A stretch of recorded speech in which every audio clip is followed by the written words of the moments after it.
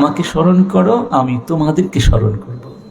তোমরা আমার শুকরিয়া করো, আমার সাথে কুফরি করো না, অকৃতজ্ঞ হইও না।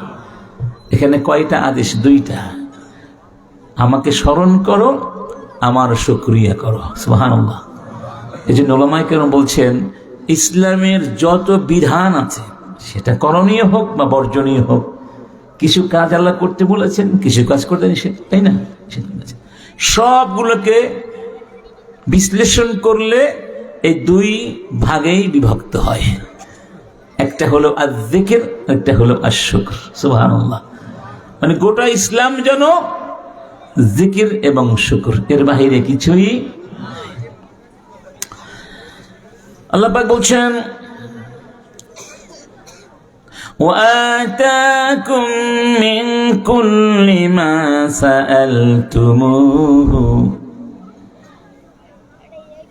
وإن تعدوا نعمة الله لا تحصوها إن الإنسان لظلوم كفار। আল্লাহ সূরা ইব্রাহিমের ভেতরে প্রথমে তার নিয়ামত, কিছু নিয়ামতের কথা স্মরণ করিয়ে দিয়েছেন। এটা আমি আয়াতে তেলাওয়াত করেছিলাম যে আল্লাহুল্লাযী খালাকাস সামাওয়াতি ওয়াল আরদ, আল্লাহ সেই মহান সত্তা যিনি আকাশ সৃষ্টি করেছেন, জমিন সৃষ্টি করেছেন। وأنزل من السماء ماء فأخرج به من الثمرات رزقا لكم। এরপরে সে আকাশ থেকে পানি বর্ষণ করেছেন, সেই পানি দিয়ে জমিনের ভেতর থেকে তোমাদের জন্য খাবার দাবার, রিজিকের ব্যবস্থা করে দিয়েছেন। সুবহানাল্লাহ। وسخر لكم الفلك لتجري في البحر بأمره। এবং এই নদ নদী তৈরি করে সেই নদীর ভেতরে যেন তোমাদের নৌকা যান বাহনগুলো চলতে পারে, যাতে করে তোমরা এক জায়গা থেকে অন্য জায়গায় সহজ যাতায়াত করতে পারো। সেই জন্য আল্লাহ ওই বাহনগুলোকে তোমাদের জন্য নিয়োগ করে দিয়েছেন, তোমাদের নিয়ন্ত্রণাধীন করে দিয়েছেন। সুবহানাল্লাহ। নদীগুলোকে তোমাদের সেবায় নিয়োজিত করেছেন, সাগরগুলোকে তোমাদের সেবায় নিয়োজিত করেছেন। সুবহানাল্লাহ বলবেন। وسخر لكم الليل والنهار دائبين وسخر لكم الليل والنهار। দিন রাত, চন্দ্র সূর্য গ্রহ নক্ষত্র পৃথিবীতে যা কিছু আছে সব কিছু আমি তোমাদের সেবায় নিয়োজিত করে দিয়েছি। সুবহানাল্লাহ। আকাশ তোমাদেরকে সেবা দিচ্ছে, বাতাস তোমাদেরকে সেবা দিচ্ছে। وسخر لكم ما في السماوات وما في الأرض جميعا منه إن في ذلك لآيات لقوم يتفكرون। আকাশে যা আছে, জমিনে যা কিছু আছে, আমি সব কিছুকেই তোমাদের সেবায় নিয়োজিত করেছি। যাদের মাথায় বুদ্ধি আছে, যারা চিন্তাশীল, তাদের জন্য এর মধ্যে অনেক কিছু শেখার আছে। আছে নাকি নাই? সূরা আন-নামলের মধ্যে আল্লাহ বলছেন, আম্মান খালাকাস সামাওয়াতি ওয়াল আরদা وأنزل لكم من السماء ماء فأنبتنا به حدائق ذات بهجة ما كان لكم أن تنبتوا شجرها أإله مع الله بل هم قوم يعدلون। এই কথাটা আল্লাহ কয়েকবার বলছেন এখানে, আইলাহুম মাআল্লাহ। এই কথাটি মনে রাখবেন সবাই, বলুন না আইলাহুম মাআল্লাহ, আইলাহুম মাআল্লাহ, আইলাহুম মাআল্লাহ। এর অর্থ হলো, বলো আল্লাহর সাথে কি, আইলাহুম মাআল্লাহ, আল্লাহর সাথে কি অন্য কোনো ইলাহ আছে? আল্লাহ আমাদের প্রশ্ন করেছেন, আমার সাথে কি অন্য কোনো ইলাহ থাকতে পারে? তিনি তার শক্তিমত্তা, শ্রেষ্ঠত্বতা, আমাদের উপরে তার অসংখ্য অফুরন্ত অফুরান অগণন নেয়ামতের কথা উল্লেখ করে এভাবে বলছেন যে আকাশ, বলো তো আকাশ সৃষ্টি করেছেন কে? জমিন সৃষ্টি করেছেন কে? আকাশ থেকে তোমাদের জন্য রহমতের পানি বর্ষণ করেছেন কে? এরপরে আমি সেই পানি দিয়ে পৃথিবীতে কি সুন্দর ফলমূল উৎপাদন করে দিলাম। হাদায়েক মানে বাগান, হাদায়েকা বাহাজা, এমন বাগান যেই বাগানে ফুল আছে, ফল আছে, গাছ আছে, ঠিক না? ফুলে ফলে সুশোভিত পৃথিবী এত সুন্দর করে আমি সাজিয়ে দিয়েছি তোমাদের জন্য। তোমরা এটা করতে পারতে না, এরকম করার কোনো ক্ষমতা তোমাদের নাই। তাহলে বলো তো, ইলাহুম মা'আল্লাহ, সেই আল্লাহর সাথে কি কোনো রব থাকতে পারে? ইলাহ থাকতে পারে? আসলে ওরা বেশিরভাগ মানুষ এরপরেও আমার সাথে অংশীদার স্থাপন করে। নাউজুবিল্লাহ। এরপর আবার বলছেন, أَمَّنْ جَعَلَ الْأَرْضَ قَرَارًا وَجَعَلَ خِلَالَهَا أَنْهَارًا وَجَعَلَ فِيهَا رَوَاسِيَ وَجَعَلَ بَيْنَ الْبَحْرَيْنِ حَاجِزًا أَإِلَٰهٌ مَّعَ اللَّهِ بل أكثرهم لا يعلمون। তোমাদের জন্য বলো, এই জমিনকে স্থির বানিয়ে দিলেন কে? এই জমিনের ভেতরে নদ, নদী, সাগর, মহাসাগর কে রচনা করেছেন? জমিন যাতে নাড়াচাড়া না করে, তোমরা যেন আমার জমিনের উপরে বিচরণ করতে পারো, সুন্দরভাবে কাতনা হয়ে পড়ে যায়, সেই জন্য পাহাড় দিয়ে লোহার মতো কিলোককে মেরে নিয়েছেন। বলো, এক সাগরের পানি আর এক সাগরের পানির সাথে মিশে যায় না। ওয়ামা ইয়াস্তাউিল বাহরান হাযা আযবুন ফুরাতুন সাইরুন শারাবুহু ওয়াহাযা মিলহুন উজাজ। যে দেখো, এক সাগরের পানি কত সুমিষ্ট, খেতে ইচ্ছা করে, আর এক সাগরের পানি লবণাক্ত, অথচ একটার সাথে আরেকটা মিলে যায় না। বাইনাহুমা বারযাখুন লা ইয়াবগিয়ান ফাবিআইয়ি আলাই রাব্বিকুমা তুকাযযিবান। যে দেখো, আমার কোন কোন নিয়ামতকে তোমরা অস্বীকার করতে পারো, বলো তো। আল্লাহু আকবার। আবার বলছেন, أَمَّنْ يُجِيبُ الْمُضْطَرَّ إِذَا دَعَاهُ وَيَكْشِفُ السُّوءَ وَيَجْعَلُكُمْ خُلَفَاءَ الْأَرْضِ أَإِلَٰهٌ مَّعَ اللَّهِ قَلِيلًا مَا تَذَكَّرُونَ। তোমরা যখন বিপদে পড়ো, মনে করুন কেউ বিমানে উঠেছে, সেই 40,000 ফিট উপর দিয়ে বিমান চলছে, হঠাৎ করে প্রচন্ড ঝঞ্ঝা শুরু হলো, বিমান এমন জোরে কাঁপুনি দিচ্ছে, এক্ষুনি সব শেষ হয়ে যেতে পারে মুহূর্তের ভেতরে। যারা বৈমানিক রয়েছেন, পাইলট, তাদের বাবারও ক্ষমতা নেই কিছু করার, জমিন থেকেও বাঁচাবার কোনো ক্ষমতা। যখন পৃথিবীর কোনো শক্তি আপনাকে বাঁচাতে পারবে না, এরকম বিশ্বাস আপনার মধ্যে উৎপাদিত হয়, তখন বিপদে পড়লে আপনি আমি কাকে ডাকি বাবা? ওই ডাকটা মনের ভেতর থেকেই তো চলে আসে, ঠিক না? ঠিক না? আল্লাহ পাক বলছেন, فَإِذَا رَكِبُوا فِي الْفُلْكِ دَعَوُا اللَّهَ مُخْلِصِينَ لَهُ الدِّينَ فَلَمَّا نَجَّاهُمْ إِلَى الْبَرِّ إِذَا هُمْ يُشْرِكُونَ। ওই গভীর সমুদ্র যখন যাও, প্রচন্ড ঢেউ শুরু হয়ে যায়, إذا غشيهم موج كالظلال دعوا الله مخلصين له الدين। পৃথিবীর কাউকে ডাকে না, বাবাকেও ডাকে না, মাকেও ডাকে না, কাকে ডাকে? লা ইলাহা ইল্লা আনতা সুবহানাকা ইন্নী কুনতু মিনাজ জালিমিন। লা ইলাহা ইল্লা, ঠিক না ভাই? আল্লাহ বলছেন, আমি যখন তাকে আবার নিরাপদে কিনারায় পৌঁছিয়ে দেই, আমাকে ভুলে যায়, আমার সঙ্গে আবার শিরিক শুরু করে দেয়। আছে নাকি নাই? এই জন্য আল্লাহ বলছেন, বলো বিপদে পড়লে কাকে ডাকো?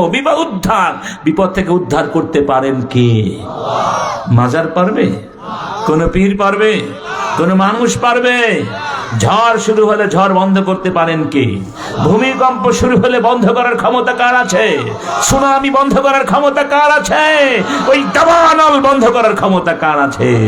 আল্লাহ চাইলে এক মুহূর্তের মধ্যে দাবানল দিয়ে গোটা পৃথিবীকে জ্বালিয়ে পুড়িয়ে ছাই করতে পারেন না? পারেন না? পারেন। আল্লাহ পাক সেই কথা বলে দিয়েছেন, ওয়াস্তাজিলুনাকা বিল আযাব ওয়ালাউলা আজালুম মুসাম্মা লাজাআহুম ওয়ালা ইয়াতিয়ান্নাহুম বাগতাতাও ওয়া হুম লা ইয়াশউরুন। ইস্তাজিলুনাকা বিল আযাব, ইস্তাজিলুনাকা বিল আযাব ওয়া ইন্না জাহান্নামা লামুহীতাতুম বিল কাফিরিন। এরপর আল্লাহ পাক বলছেন, আবার বলছেন, আম্মান ইয়াহদিকুম ফি যুলুমাতিল বাররি ওয়াল বাহর ওয়া মান ইউরসিলুর রিয়াহা বুশরাম বাইনা ইয়াদাই রাহমাতিহি আইলাহুম মা'আল্লাহ তাআলা আল্লাহু আম্মা ইউশরিকুন। কান দিয়ে শোনো মুসলমান, রব্বুল আলামিন জিজ্ঞেস করছেন, বলো অন্ধকারের ভিতরে ওই সাগরে যখন পথ ভুলে যাও, কিংবা স্থলে পথ ভুলে যাও, বিস্তীর্ণ মরুপথ, পাহাড়ি পথ, বিশাল পথ, তুমি পথ ভুলে গেছো, পথের সন্ধান পাচ্ছ না, বলো তো ওই অন্ধকারের ভিতরে তোমাকে কে পথের সন্ধান দেন?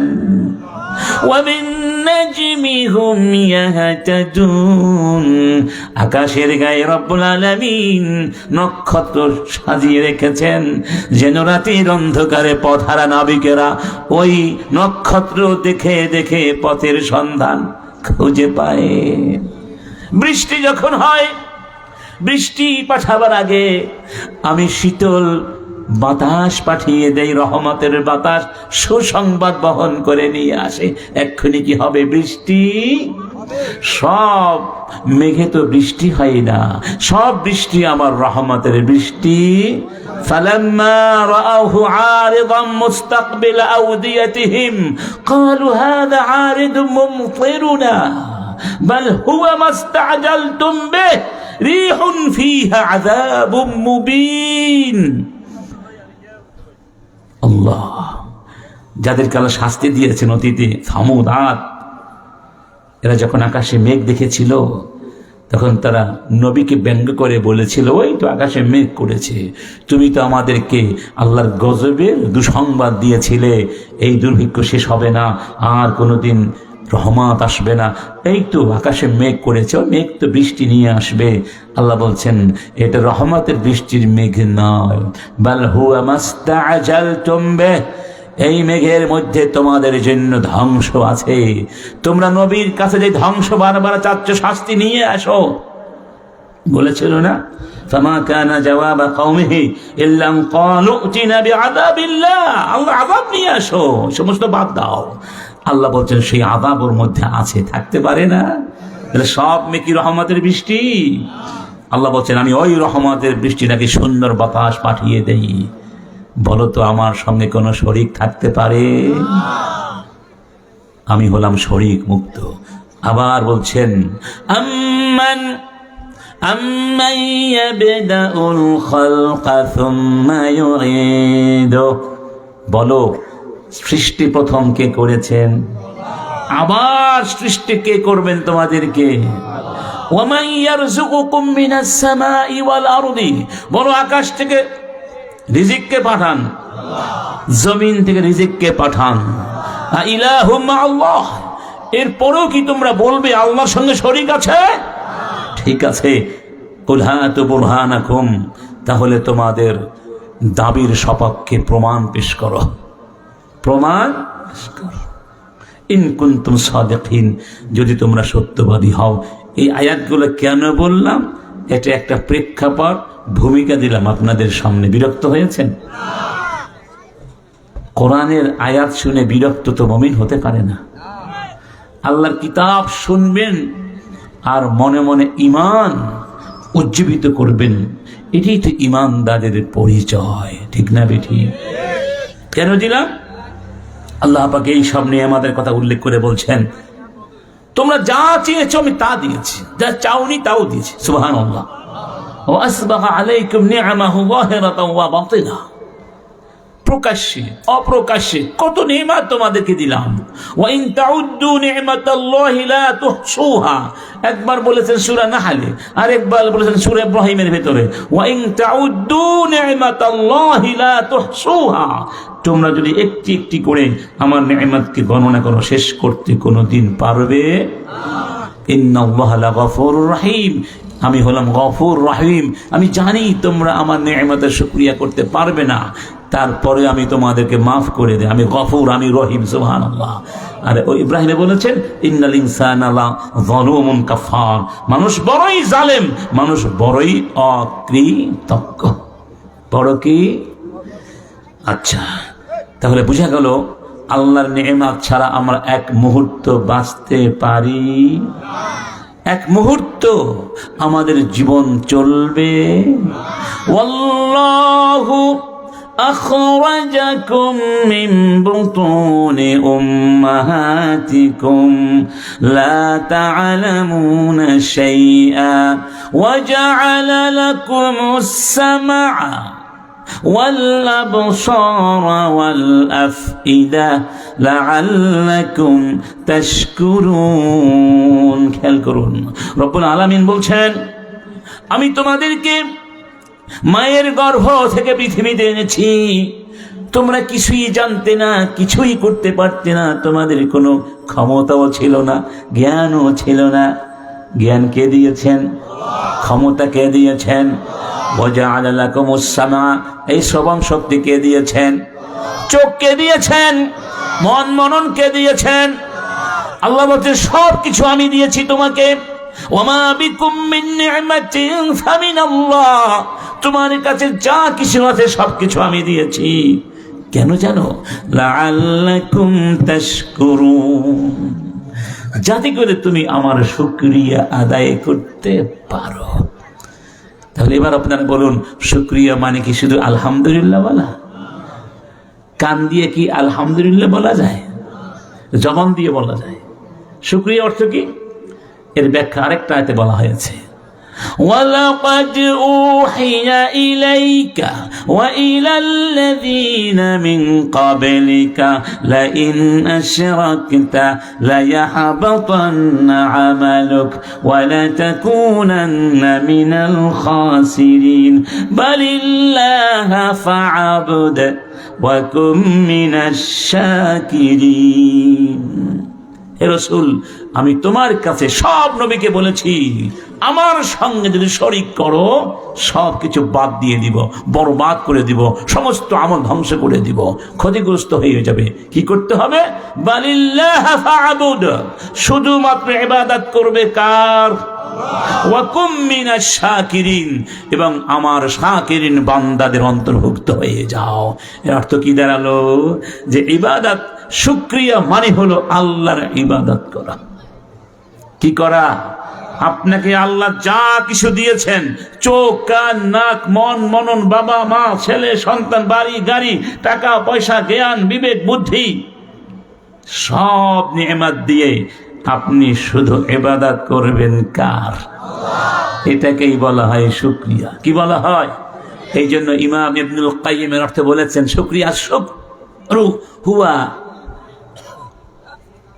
ইযহারু আসারি নিআমিল্লাহ আলা লিসানিল আবদি সানাআন ওয়া ইতিরাফা ওয়া আলা কলবিহি শুহুদান ওয়া মাহাব্বাতান ওয়া আলা জাওয়ারিহি খুদুআন ওয়া তাআতান।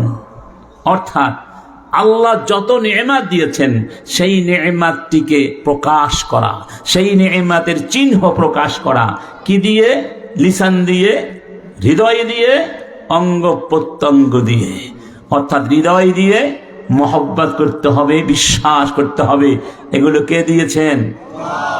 লিসান দিয়ে আল্লাহর নেয়ামতের ঘোষণা করতে হবে এবং অঙ্গ প্রত্যঙ্গ দিয়ে সেই নেয়ামতগুলোকে আল্লাহর পথে ব্যবহার করে তার আনুগত্য করতে হবে। সুবহানাল্লাহ। এই জন্য সবচেয়ে গুরুত্বপূর্ণ একটা পয়েন্ট এখন বলবো, 5টি উপাদান যখন পাওয়া যাবে তখন তাকে বলা হবে শুকরিয়া। কয়টি বলুন? কয়টি?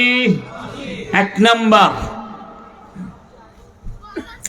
যিনি নেয়ামত দিয়েছেন সেই নেয়ামত দাতাকে বিশ্বাস করতে হবে। কি করতে হবে? বিশ্বাস করতে হবে। তার নেয়ামতকে স্বীকার করতে হবে। আমার এই হাতকে দিয়েছেন, চোখকে দিয়েছেন, আমার যা কিছু সবকে দিয়েছেন। এই স্বীকারোক্তির মধ্যে উপকারিতা কি? উপকারিতা হলো যখন ব্যক্তি জানবে আমার বলে কিছুই নাই, সবই রবের, তখন তাকে আর বলতে হবে না এই বেটা নামাজ পড়তে এসো, বলতে হবে না মিথ্যা বলো না, কারণ ভেতর থেকে অনুভব করবে আমার সবই তো রবের, অতএব রবের আদেশের বাইরে আমি যেতে পারি না, তার সাথে আমি নাফরমানি করতে। শুকরিয়া এমন একটি শক্তি, যেই শক্তি আপনাকে মৃত্যু পর্যন্ত শুধুমাত্র ওই রবের গোলামিত্বের ভেতরে রাখবে, এর বাহিরে যেতে দেবে। এজন্য আল্লাহ বলছেন ইয়ারিফুনা নি'মাতাল্লাহ সুম্মা ইউনকিরুনাহা ওয়া কাসীরুম মিনহুম কাফিরুন। ওরা ঠিক, অনেক মানুষ এমন আছে আমার নেয়ামতকে চিনে কিন্তু নেয়ামতটাকে স্বীকার করে না, কিন্তু জানে এটা কিন্তু আমার না, কে দিয়েছেন। এরকম আছে নাকি নাই? ওরা হলো কাফের। ওরা কি? ওরা হলো কাফের। আমার বন্ধুগণ, এরপরে নেয়ামত দাতার প্রশংসা করতে হবে। কি করতে হবে? নেয়ামত দাতার নেয়ামতকে, নেয়ামত দাতা যেভাবে ব্যবহার করতে বলেছেন সেভাবে ব্যবহার করতে হবে। ওই নেয়ামত দিয়ে তার ইবাদত করতে হবে। এই কয়েকটি জিনিস যখন একত্রিত হবে তখন তাকে বলা হবে আশ-শুকর, শুকরিয়া। কি বলা হবে? এই শুকরিয়া করার জন্য আল্লাহ পাক আদেশ করেছেন। কি করেছেন? অতএব এটা করা ফরজ। নামাজ পড়া কি? শুকরিয়া আদায় করাও কি? ফরজ। আল্লাহ পাক বলছেন ফাযকুরুনি আযকুরুকুম ওয়াশকুরুলি ওয়ালা তাকফুরুন। ওয়াশকুরুলি, আমার শুকরিয়া করো। এটা আদেশ না? আল্লাহর আদেশ পালন করা কি? ফরজ। সুবহানাল্লাহ বলবেন না? রব্বুল আলামিন নবীকে বলছেন ফা'বালিল্লাহ ফা'বুদ ওয়া কুম মিনাশ শাকিরিন। এটাও আদেশ। সমস্ত নবীরা ছিলেন শুকরিয়াকারী। ওয়াযুররিয়াতা মান হামালনা মা নূহ ইন্নাহু কানা আবদান শাকুরা। নূহ কানা আবদান শাকুরা। আল্লাহ পাকের কৃতজ্ঞ পরায়ণ বান্দা ছিলেন। সুবহানাল্লাহ। নবীকে প্রশ্ন করা হলো, ইয়া রাসূলুল্লাহ, আপনি এত কষ্ট কেন করছেন? রাসূল কারীম বললেন আফালা আকুনু আবদান শাকুরা। সাহাবীরা বললেন এত নামাজ পড়ছেন, নামাজ পড়তে পড়তে পা ফুলে যাচ্ছে, বলেন আমি কি আল্লাহ কৃতজ্ঞ পরায়ণ বান্দা হব না, যিনি আমাকে সুস্থ রেখেছেন, গুনাহগুলো মাফ করে দিয়েছেন। সুবহানাল্লাহ। এই যে মাহফিলে আসার তৌফিক কে দিয়েছেন? এখন যদি আপনি এখান থেকে মাঝখান থেকে চলে যান তাহলে আপনি কি শুকরিয়া করলেন? এই নেয়ামতের শুকরিয়া হলো যতক্ষণ মাহফিল চলবে ততক্ষণ কষ্ট হলেও বসে থাকবেন, এটা শুকরিয়া। কারণ শয়তান শুকরিয়া করতে দিতে চায়।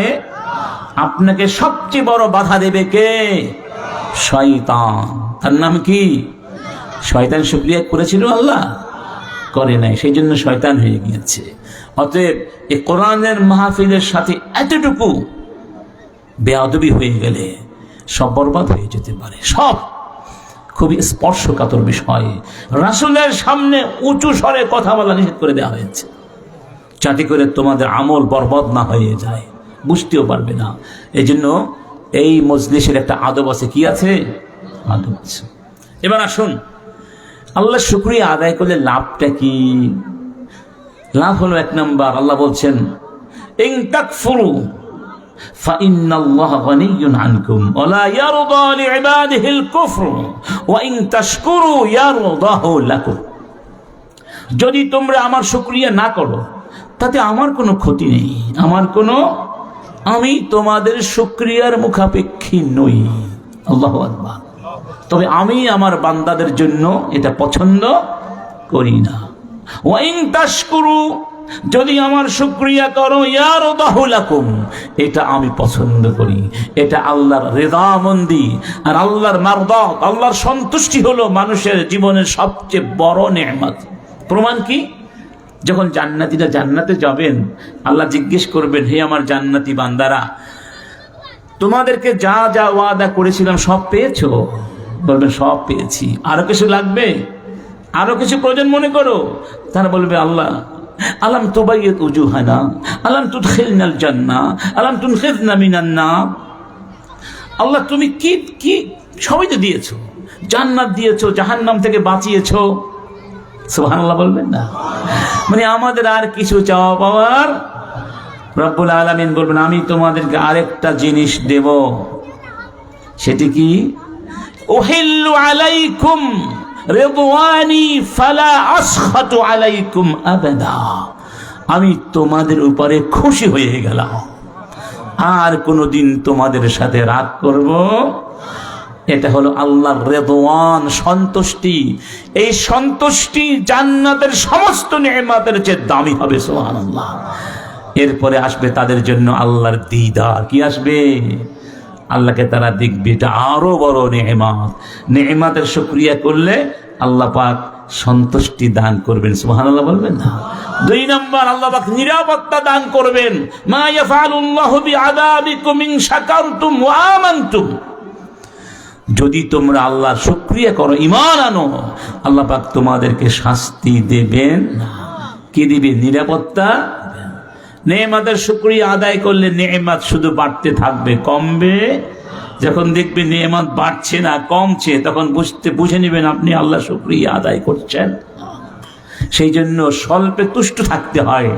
কুন কানিআন তাকুন আশকারান নাস।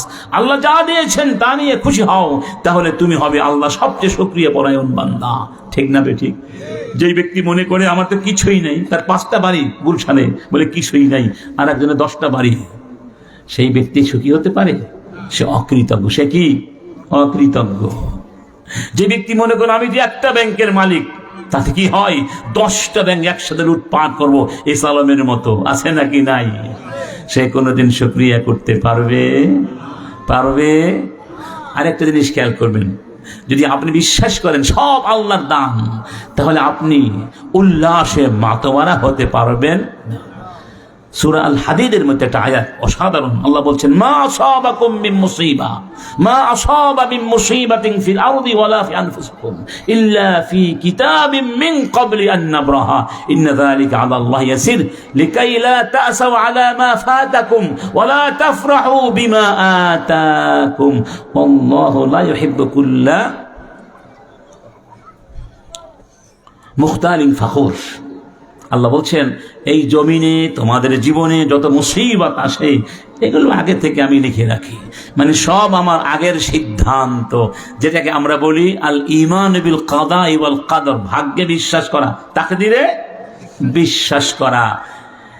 তো আল্লাহ যে সব কিছু আগে থেকে সিদ্ধান্ত নিয়ে রাখেন, এই বিশ্বাসের উপকারিতাটা কি? আপনি বিপদে পড়লেন, পরীক্ষা ফেল করলেন, এরপরে বিশ্বাস করলেন, দেখ আমার কিসমতে ছিল তাই ফেল করেছি, ঠিক না? উপকারিতা কি? 2টা উপকারিতা।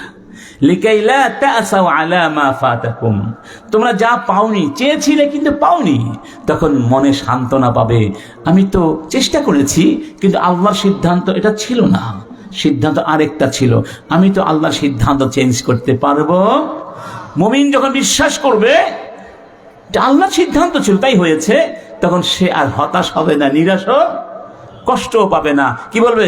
আল্লাহর সিদ্ধান্তে আমি খুশি, আমি আবার চেষ্টা করব। সে আত্মহত্যার চিন্তাও কোনোদিন করবে। আবার যখন নেয়ামত পেয়ে যাবেন, যা চেয়েছিলেন তাও পেয়েছেন, ক্ষমতা চেয়েছিলেন পেয়েছেন, বাড়ি চেয়েছিলেন পেয়েছেন, গাড়ি চেয়েছিলেন পেয়েছেন, এরকম আছে না? তখন যেন সীমা লঙ্ঘন না করো। যে ব্যক্তি বিশ্বাস করবে এই গাড়ির মালিক আসলে আমি না, আল্লাহ, এই ক্ষমতার মালিক আমি নই, আল্লাহ, সবকিছু আল্লাহ, তখন সে আনন্দে উল্লাসে আল্লাহর নেয়ামত ব্যবহার করতে গিয়ে বিলাসিতায় গা ভাসিয়ে দিতে পারবে। তাহলে দুই দিক থেকে সুবিধা, ঠিক না বে ঠিক? সে চিন্তা করবে এই নেয়ামত কে দিয়েছেন। আর যদি মনে করে না এটা আমি আমার ক্ষমতা দিয়ে অর্জন করেছি, তাহলে তার পরিণাম হবে ফিরাউন আর করুণের মতো। করুণকে বলা হয়েছিল কি, আল্লাহর হক আদায় করো, যাকাত দাও। করুণ বলেছিল ক্বালা ইন্নামা উতিতুহু আলা ইলমিন ইনদি। আল্লাহ বলছেন আওয়ালাম ইয়ালাম আন্নাল্লাহ ক্বাদ আহলাকা মিন ক্বাবলিহি মিনাল কুরুনি মান হুয়া আশাদ্দু মিনহু কুওয়া ওয়া আকসারু জামআ ওয়া লা ইউসালু আন যুনুবিহিমুল মুজরিমুন। করুণ বলেছিল তো আমার জ্ঞান দিয়ে আমি সম্পদ অর্জন করেছি, তোমার খোদাটা আবার কে? নাউযুবিল্লাহ। ফিরআউন বলেছিল ফামান রাব্বুকুমা ইয়া মূসা, এ মূসা তোমার রবটা আবার কে? মূসা বললেন রব্বিয়াল্লাযী আ'তা কুল্লা শাইইন খালকাহু সুম্মা হাদা, আমার রব সেই আল্লাহ যিনি তোমাকে আমাকে গোটা বিশ্ব সৃষ্টি করেছেন এবং সমস্ত সৃষ্টিকে তার সৃষ্টির উদ্দেশ্য হিদায়াতের মাধ্যমে তাকে দেখিয়ে দিয়েছেন। কার কি কাজ তিনি তাকে বলে দিয়েছেন। সুবহানাল্লাহ, তিনি হলেন আমাদের রব। তাহলে সেই আল্লাহর শুকরিয়া আদায় করা মানে কি? এবার আসল কথা মানে হলো একটাই, আল্লাহ যা কিছু দিয়েছেন তা দিয়ে তার গোলামিত্ব করা। ওয়াবিতাগি ফীমা আতাকাল্লাহুদ দারাল আখিরাহ ওয়া লা তানসা নসীবাকা মিনাদ দুনিয়া ওয়া আহসিন কামা আহসানাল্লাহু ইলাইক ওয়া লা তাবগিল ফাসাদা ফিল আরদ ইন্নাল্লাহা লা ইউহিব্বুল মুফসিদিন। আল্লাহ বলছেন ওয়াবতাগি, তুমি অনুসন্ধান করো, ফীমা আতাকাল্লাহ, আল্লাহ তোমাকে যা কিছু দিয়েছেন সেগুলো দিয়ে, আদ-দারুল আখিরা, ওই পরকাল, যা কিছু আল্লাহ দিয়েছেন সব কিছু দিয়ে তুমি পরকাল সন্ধান করো। কারণ দুনিয়াটা হলো পরকালের শস্য। যদি আপনি যখন ফসল লাগাতে হবে, চাষ করতে হবে, ফসল চাষ না করেন, ঘরের মধ্যে বসে বসে ঘুমান, খাবার ঘরে থাকবে না? না খেয়ে মরতে হবে। দুনিয়াটা হলো ফসলের ক্ষেত্র, চাষ করতে হবে দুনিয়ায় বসে, তাহলে পরকালে গিয়ে আমরা ফসল খেতে অনন্তকাল সুখে থাকতে পারবো। তবে হ্যাঁ, আবার দুনিয়ার অংশটা ভুলে যেও না, তোমাকে ঘুমাতে হবে, খেতে হবে, একটু বিনোদনও লাগবে, লাগবে না? ছেলে মেয়ে লাগবে, দুনিয়াতেও থাকতে হলে অনেক কিছু লাগবে হালাল পন্থায়, সেগুলো আবার তোমার নসিবটা ভুলে যেও না। তার মানে ইসলাম, দিন আর দুনিয়া দুটো মিলেই হলো ইসলাম। আত্মা দেহ দুটো মিলে ইসলাম, ব্যক্তি সমাজ দুটো মিলেই কি ইসলাম। চূড়ান্ত ভারসাম্য এখানে দেয়া হয়েছে। ইবাদতের মাধ্যমে এগুলো লক্ষ্য রাখতে হবে। এবার আসুন, আল্লাহ আপনাকে কি কি দিয়েছেন? ধরুন এই হাতটা কে দিয়েছেন? এই হাতের শুকরিয়া কি? এই হাতের শুকরিয়া হলো এই হাত দিয়ে আপনি কোন হারাম জিনিস স্পর্শ করবেন না। যদি হাত দিয়ে হারাম ধরেছেন, হারাম উপার্জন হতে পারে, হারাম বস্তু হতে পারে, এই হাত কি আপনার পক্ষে সাক্ষ্য দিবে না বিপক্ষে সাক্ষ্য দেবে? আল্লাহু আকবার। এই হাত পা শুধু নয়, পৃথিবীর প্রতিটি জিনিস কার সৈনিক? কার কথায় চলে? ওয়ালিল্লাহি জুনুদুস সামাওয়াতি ওয়াল আরদ ওয়া কানা আল্লাহু আলিমান হাকীমা। ওয়ালিল্লাহি জুনুদুস সামাওয়াতি ওয়াল আরদ ওয়া কানা আল্লাহু আজিজান হাকিমা। সব কিছু কার সৈনিক? ওমা ইয়ালামু জুনুদা রাব্বিকা ইল্লা হু, সব আল্লাহর সৈনিক। এই হাত সাক্ষ্য দেবে আপনার বিরুদ্ধে। অতএব হাত দিয়ে কাউকে কষ্ট দেওয়া যাবে? আছে নাকি নাই? যত মারামারি হানাহানি কি দিয়ে হয়? বেশিরভাগ গুলি কি দিয়ে করে? আঘাত কি দিয়ে করে? রাসূল কি বলেছেন? আল মুসলিমু মান সালিমাল মুসলিমুনা মিন লিসানিহি ওয়া ইয়াদিহি, সেই ব্যক্তি হলো মুসলমান যেই ব্যক্তি লিসান দিয়ে কাউকে কষ্ট দেয় না, হাত দিয়ে কাউকে কষ্ট। তাহলে আমরা যারা নামাজ পড়ছি, রোজা রাখছি, একজন বলুন তো আমি জীবনে হাত দিয়ে কাউকে অন্যায়ভাবে একটা আঘাত করি নাই? আমি লিসান দিয়ে কাউকে কোনোদিন গীবাত করি নাই, কষ্ট দেই নাই, গালি দেই নাই, আঘাত করি নাই, অপমান করে কথা বলি নাই, কাকু মান সম্মানে অনুভূতিতে আঘাত করি নাই। এইরকম মুসলমান থাকতেও পারে, কিন্তু খুবই নামাজ পড়ছি, মসজিদ থেকে বের হয়েই মারামারি শুরু করে দিচ্ছি, ঠিক না বেঠিক? সামান্য জমির জন্য, একটা টাকার জন্য, 2টা টাকার জন্য মারামারি হানাহানি শুরু করে দিয়েছি। এটা কোনোদিন মুসলমানিত্ব হতে পারে? আমরা সেই দিন মুসলমান হতে পারবো যেই দিন এই হাত দিয়ে কাউকে কষ্ট দেব, এই লিসান দিয়ে কাউকে কষ্ট দেব, এই হাত দিয়ে জিহাদ হতে পারে। কি হবে? জিহাদ হবে। এই হাত দিয়ে মানুষের জন্য কল্যাণ সাধন হবে, এই হাত দিয়ে নির্মাণ হবে, এই হাত দিয়ে ধ্বংস, ধ্বংস হতে পারে। যেই ধ্বংস করে আমার নির্মাণের ইচ্ছা থাকে। রাসূল একটা সভ্যতাকে ধ্বংস করে দিয়েছিলেন, জাহিলি সমাজ। সেই সমাজ ধ্বংস করে আরেকটি সমাজ গঠন করেছেন, ইসলামের সভ্যতার সমাজ, ঠিক না বেঠিক? এই হাত দিয়ে হবে আল্লাহর গোলামিত্বের কাজ, মনে থাকবে ইনশাআল্লাহ। এই হাত দিয়ে কাউকে আমরা আঘাত করব। রাসূল জীবনে কাউকে কোনোদিন হাত দিয়ে আঘাত করেন নাই, শুধুমাত্র জিহাদের ময়দান। তাও রাসূল জীবনে 27টি যুদ্ধে অংশগ্রহণ করেছিলেন। রাসূলের হাতে মাত্র একজন মানুষ নিহত হয়েছে। কয়জন? মাত্র একজন। এতগুলো যুদ্ধ করেছে একজন। উহুদের যুদ্ধের ময়দানে শেষ প্রান্তে রাসূল সাহাবীদেরকে নিয়ে বসে আছেন। মক্কার এক মুশরিক রাসূলকে হত্যার লক্ষ্যে তার বাহনে করে ঠিক রাসূলকে টার্গেট করে আসছিল। সাহাবীরা বললেন, ইয়া রাসূলুল্লাহ, ওকে বাধা দিব? বললেন, বাধা দিও না, আসতে দাও। যখন কাছে এসে রাসূলকে বর্ষা ছুড়ে মারার চেষ্টা করছিল, রাসূল তখন এক সাহাবী থেকে আরেকটা বর্ষা নিয়ে ওকে ছুঁড়ে মেরেছিলেন। ওই লোকটি মাথা থেকে পা পর্যন্ত লোহার পোশাকে বর্মে আচ্ছাদিত ছিল, তার দেহের সবটুকু লোহায় ঢাকা। শুধু এই ঘাড় দেশে, গ্রীবা দেশে সামান্য একটু জায়গা ফাঁকা ছিল। ওই ফাঁকা জায়গা দিয়ে রাসূলের ছুঁড়ে মারা সেই বর্ষাটি আস্তে করে চলে গেল, পিছলে চলে গেল, কোনো আঘাতের চিহ্ন নাই। কিন্তু সেই লোকটি চিৎকার শুরু করে দিল। সবাই বলল, তুমি ভণ্ডামি করছো, তোমার তো কোনো আঘাত লাগে নাই, তোমার গায়ে তো আঘাতই লাগে নাই, কেন কান্নাকাটি করছো, কেন চিৎকার করছো? তো সেই লোকটি বলেছিল, আমি এত ব্যথা কষ্ট অনুভব করছি, আমার কষ্ট যদি তোমাদেরকে ভাগ করে দেয়া হতো সব মরে যেতে, আমি সহ্য করতে পারছি না। কি ব্যাপার? সবাই হতবাক হয়ে গেল, এটা কি করে সম্ভব? তখন সেই লোকটি বলেছিল, আজকে যদি মুহাম্মদ আমাকে থুথু মারত আমি মরে যেতাম, থুথু মারলেও আমি মরে যেতাম। কি ব্যাপার? তখন সেই লোকটি বলেছিল, যখন মক্কায় ছিল মুহাম্মদ সাল্লাল্লাহু আলাইহি ওয়াসাল্লাম, আমি মুহাম্মদকে দেখলেই বলতাম, সাআকতুলুক, মুহাম্মদ তোমাকে আমি কতল করব, তোমাকে আমি হত্যা করব। কোনদিন মুহাম্মদ আমার কথার জবাব দেন নাই। আমি এত অপমান করেছি, তিনি নীরবে সব সহ্য করে গিয়েছেন।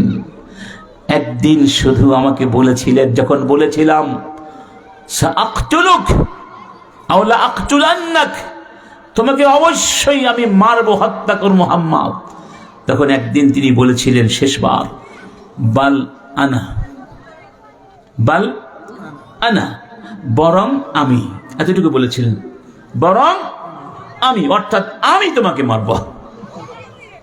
মুহাম্মাদের কথা কখনো মিথ্যা হয় না। যুদ্ধের ময়দানের কথা বলছি। কোথায়? মুহাম্মদ যদি আজকে থুতু মারত আমি মরে যেতাম। লোকটি ছটফট করতে করতে মারা গিয়েছিল। আল্লাহু আকবার, আল্লাহু আকবার। আমার বন্ধুগণ, তাহলে মুসলমান যদি হতে চাই, সব নেয়ামতকে ব্যবহার করতে হবে কার জন্য? চোখ কার নেয়ামত?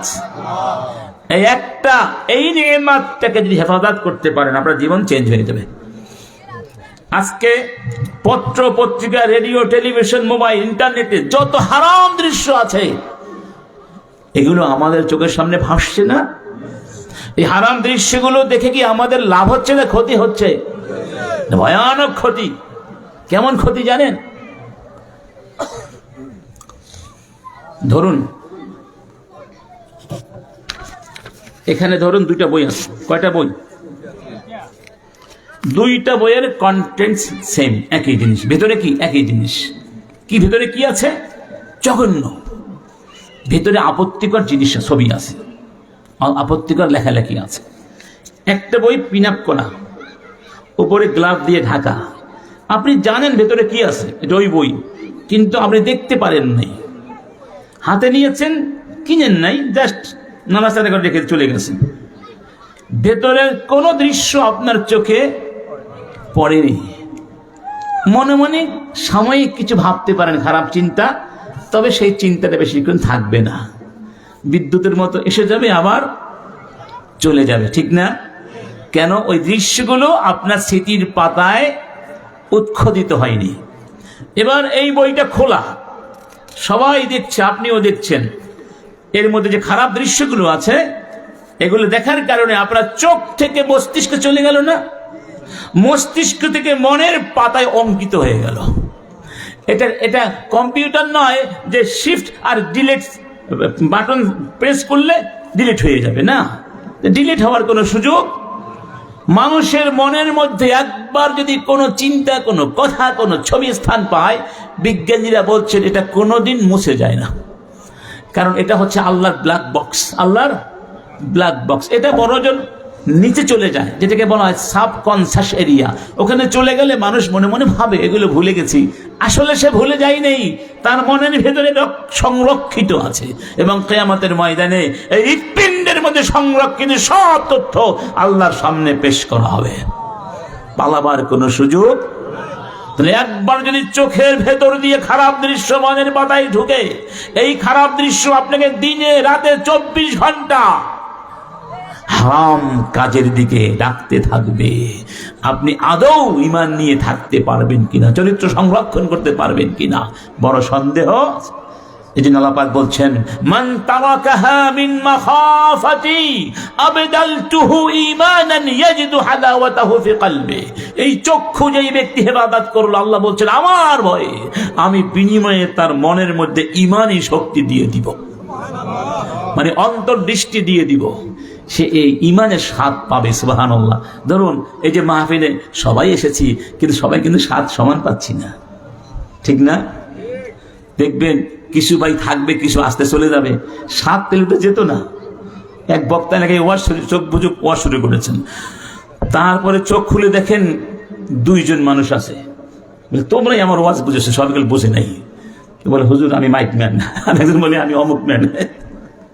এইরকম বললে তো হবে না, স্বাদ পেতে হবে। নামাজে স্বাদ আছে, জিকিরের মধ্যে আল্লাহর কসম স্বাদ আছে, আল্লাহর কসম স্বাদ আছে।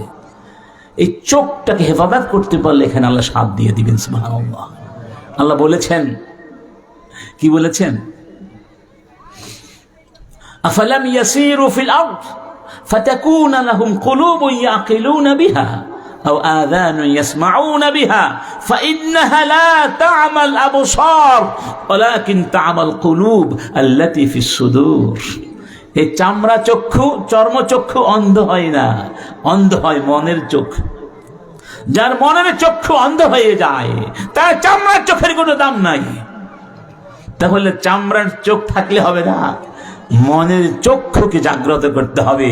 মনের চোখ তখন জাগ্রত হবে যখন এই চামড়ার চোখটা আপনি হেফাজত করবেন। কার জন্য?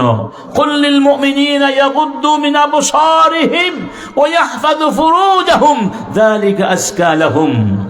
ঠিক না বেঠিক? আল্লাহ বলেন, রাসূল বলে দাও, কোরআনের আয়াত, আমার মুমিন বান্দাদেরকে বলে দাও তারা যেন দৃষ্টিকে হেফাজত করে। দৃষ্টি হেফাজত করলে তাদের যৌনাঙ্গ হেফাজত করতে পারবে, অর্থাৎ জিনা ব্যভিচার কোনো অনৈতিক কাজে তারা যাবে না। দৃষ্টিকে হেফাজত করতে পারে, সমস্ত অসৎ চিন্তা এই দৃষ্টি দিয়ে ঢুকবে মনের মধ্যে। এই জন্য এই দৃষ্টিকে তালা দিতে হবে হারাম থেকে। একজন ব্যক্তি জিজ্ঞেস করেছিলেন এক মনীষীকে, আমি তো পারছি না, আমার দৃষ্টি আমার কথা শুনতে চায় না। তখন তিনি বলেছিলেন, যখন হারাম কোন দৃশ্য তোমার সামনে আসবে এবং সেই দিকে তোমার দৃষ্টি যেতে চাইবে, তখন তুমি নিজেকে বলো, ইন্না নাযারাল্লাহি ক্বাদ সাবাকা ইলাইক কদ সাবাকা ইলাইক, অর্থাৎ তোমার দৃষ্টি হারাম দিকে যাওয়ার আগে তোমার দিকে আল্লাহর দৃষ্টি কিন্তু পড়ে গেছে। এটা মনে রাখবে, তোমার দৃষ্টি হারাম দিকে যাওয়ার আগে তোমার দিকে কিন্তু আল্লাহ তাকিয়ে আছে। আমার মানে কি করে দেখবো আমি আমার দেওয়া দৃষ্টিটা কোন কাজে ব্যয় করে। 6টা কাজ রাসূল বলেছেন,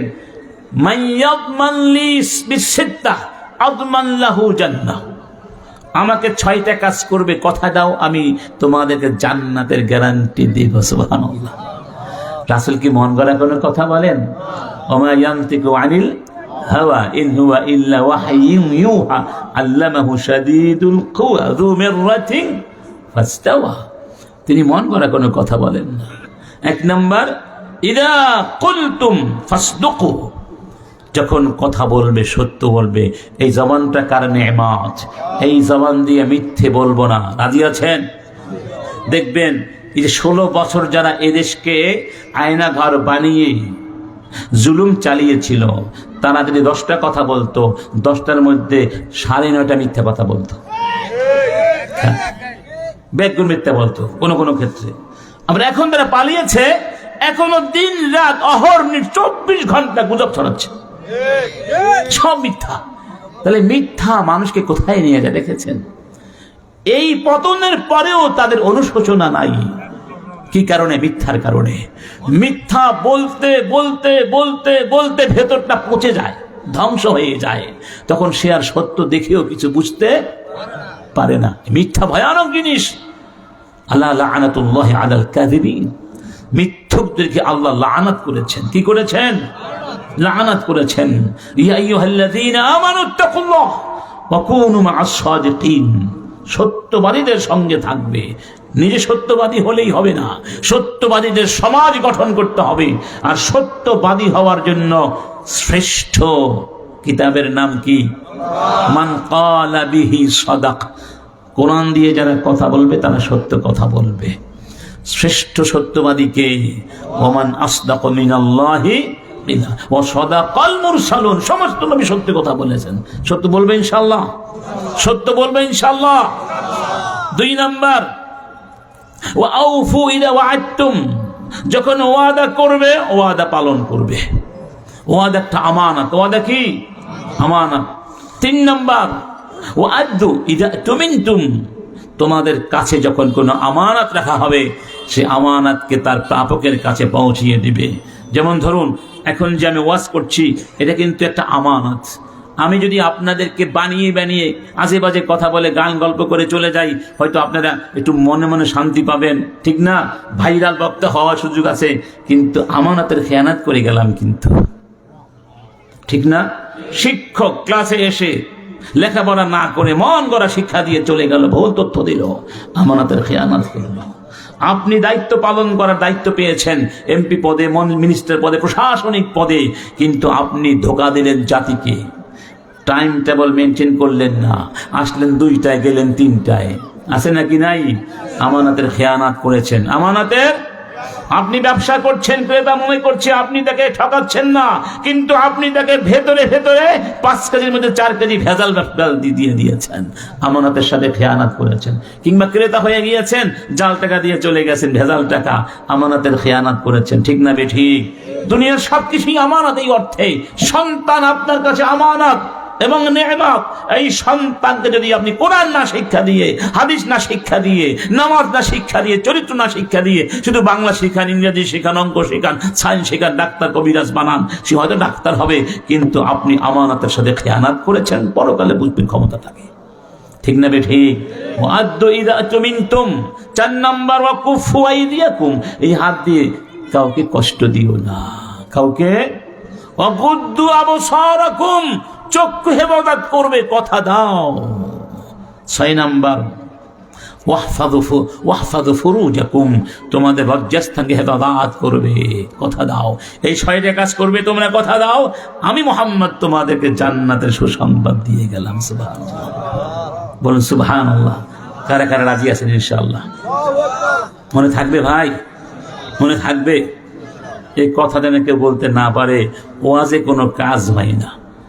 ওয়াজে কাজ কখন হবে? যখন আপনার আমার নিয়তটা শুদ্ধ হবে যে আমি এখানে এসেছি শিখতে, আমল করতে, ঠিক না? আমরা কি এখানে সময় নষ্ট করতে এসেছি? আমার সময়ের দাম নেই, আপনার সময়ের দাম নাই। এই ভাইগুলো আয়োজন করেছেন 1 মাস, শুনুন 1 মাস বসে কষ্ট করেছেন, তাদের সময়ের দাম নাই? এত কষ্ট কেন করেছেন তারা? কেন আমি এত কষ্ট করে আসলাম ওখান থেকে? আপনারা কেন কষ্ট করে বসে আছেন? সমস্ত কষ্টের ফলাফল হলো আমল, সেটাই হলো শুকরিয়া। সেটা কি? এই মাহফিলটা আল্লাহ নেয়ামত না? এই নেয়ামতের শুকরিয়া কি? আমল করা। শুধু আমল করা না, অন্যদের কাছে পৌঁছিয়ে দেওয়া, ঠিক না ঠিক? আসুন আমার বন্ধুগণ, আমরা সব কিছু দিয়ে কার ইবাদত করব? কার ইবাদত করব? বাবা মা নেয়ামত কি নেয়ামত নয়? আল্লাহ পাক বলছেন ওয়া ওয়াসাইনাল ইনসানা বিওয়ালিদাইহি হামালাতহু উম্মুহু ওয়াহনান আলা ওয়াহন ওয়া ফিসালুহু ফি আমাইনি আন ইশকুরু লি ওয়া লিওয়ালিদাইক ইলাইয়াল মাসির। আমি তোমাদেরকে সাবধান করলাম, বাবা মার সাথে ভালো আচরণ করবে। বিশেষ করে তোমার মা কষ্টের পরে কষ্ট সহ্য করেছেন, তোমাকে গর্ভে ধারণ করেছেন। ওয়াসাইনাল ইনসানা বিওয়ালিদাইহি ইহসানা হামালাতহু উম্মুহু কুরহান ওয়া ওয়াদাআতুহু কুরহা। কত কষ্ট করেছেন তোমার মা তুমি জানো? ووصينا الإنسان بوالديه حسنا وإن جاهداك সূরা আনকাবুতে বলেছেন, সূরা হাকাফে বলেছেন, সূরা লুকমান, সুবহানাল্লাহ। আরো অনেক জায়গায় ওয়াবুদুল্লাহ ওয়ালা তুশরিকু বিহি শাইয়া ওয়া বিল ওয়ালিদাইনি ইহসানা ওয়া ক্বাদা রাব্বুকা আল্লা তা'বুদু ইল্লা ইয়্যাহু ওয়া বিল ওয়ালিদাইনি ইহসানা। বাবা মার সাথে ইহসান করতে বলেছেন, আর বলেছেন ওয়াশকুরু লি ওয়া লিওয়ালিদাইয়া, আমি আল্লাহর শুকরিয়া করো এবং মা বাবার শুকরিয়া করো। খেয়াল করবেন, আল্লাহর শুকরিয়ার সঙ্গে মা বাবার শুকরিয়াকে একসাথে উল্লেখ করেছেন। আর ওখানে কি বলেছেন? ওয়াবুদুল্লাহ ওয়ালা তুশরিকু বিহি শাইয়া ওয়া বিল ওয়ালিদাইনি ইহসানা। আমি আল্লাহ ছাড়া কারো ইবাদত করতে পারবে না, আমার সঙ্গে শরীক করতে পারবে না, আর বাবা মার সাথে ভালো আচরণ করবে। তাহলে কি বোঝা গেল? আল্লাহর সঙ্গে শিরিক করা যেমন কঠিন অপরাধ, বাবা মার সাথে খারাপ আচরণ করা সমপর্যায়ের অপরাধ। আল্লাহর শুকরিয়া করা যেমন ওয়াজিব, বাবা মায়ের শুকরিয়া করাও কি ওয়াজিব। তার মানে বাবা মায়ের শুকরিয়া করলেন, আল্লাহর করলেন না, আল্লাহর করলেন, বাবা মায়ের করলেন না, কবুল হবে না। যেমন আকিমুস সালাহ ওয়া আতুজ যাকাত, যাকাত দিলেন, নামাজ পড়লেন, নামাজ পড়লেন, যাকাত দিলেন না। দুটো হতে হবে। কয়টা হতে হবে? কয়টা হতে হবে? আতিউল্লাহ ওয়া আতিউর রাসূলা, আল্লাহকে মানো, রাসূলকে মানো। আল্লাহকে মানলেন, রাসূলকে মানলেন না, রাসূলকে মানেন, আল্লাহকে মানেন না, হবে না। দুজনকে মানতে হবে। এই তিনটা জিনিস একসাথে আল্লাহ উল্লেখ করেছেন। অতএব বাবা মার সাথে কোনো অন্যায় আচরণ আমরা করব।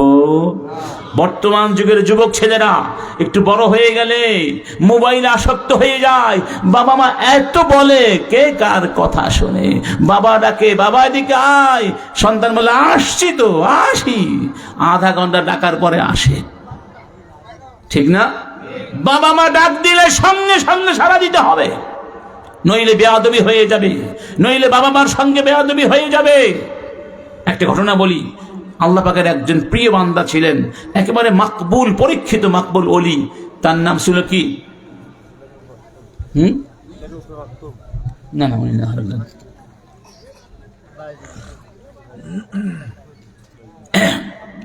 ভাইজান না,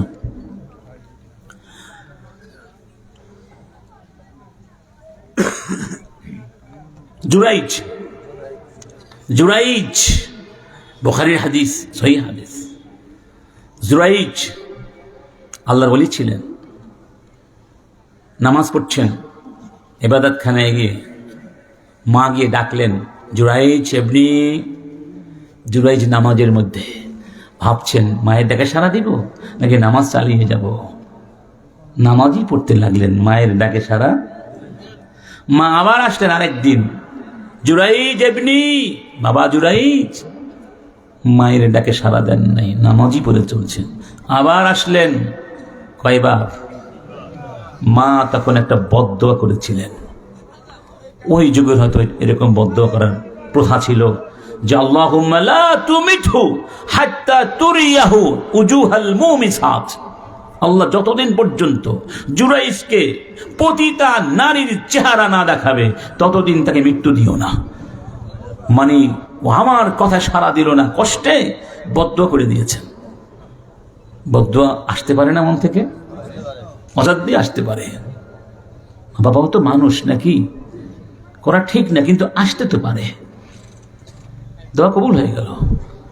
দুইটা জিনিসের শাস্তি আল্লাহ দুনিয়া দেন, তাৎক্ষণিকভাবে দিবেনি। একটা হলো মা বাবার সাথে বেয়াদবি করা, আর একটা হলো সমাজে অন্য মানুষের হক নষ্ট করে জুলুম করা। আছে নাকি হাদিসে?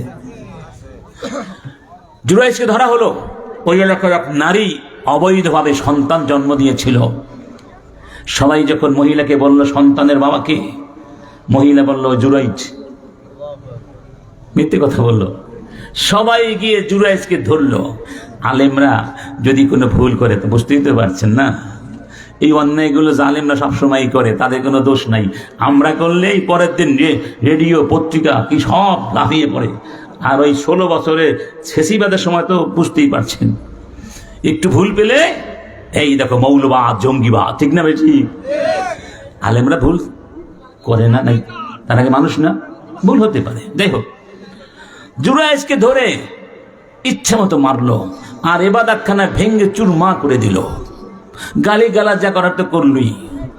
জুরাইজ কিছুই বুঝতে পারছিলেন না। আমার বলেন, ভাই তোমরা আগে মারছো কেন, আগে বলো না। মানে কেন মারছি সেটা বলার আগে মারা শেষ। সবাই বলল ভালো মানুষই দেখাও, ফাইজলামি করো, জানো না কিছুই না। ও শাকের ভিতরে কি মাছ ঢেকে রেখে বলেন না, মাছটি উল্টে খেতে পারো না। বললেন ভাই বলো না, কেন তুমি আমাকে মারছো, কি অন্যায় করেছি? তখন তাকে বলা হলো ওই সন্তানের বাবাকে। তিনি বললেন খোদার কসম আমি জানি না, আমাকে 2 রাকাত নামাজ পড়ার সুযোগ দাও। নামাজ পড়লেন, আল্লাহর কাছে দোয়া করলেন। সেই ছোট্ট বাচ্চাটি তখন জবান দিয়ে কথা বলল যে আমার বাবা হলো অমুক কৃষক, অমুক রাখাল। অর্থাৎ জুরাইজ নির্দোষ। ইতিহাসে কয়েকটা নবজাতককে আল্লাহ পাক বাক শক্তি দিয়েছিলেন, তার মধ্যে একটাই সন্তান। আর একজন ছিলেন ঈসা আলাইহিস সালাম।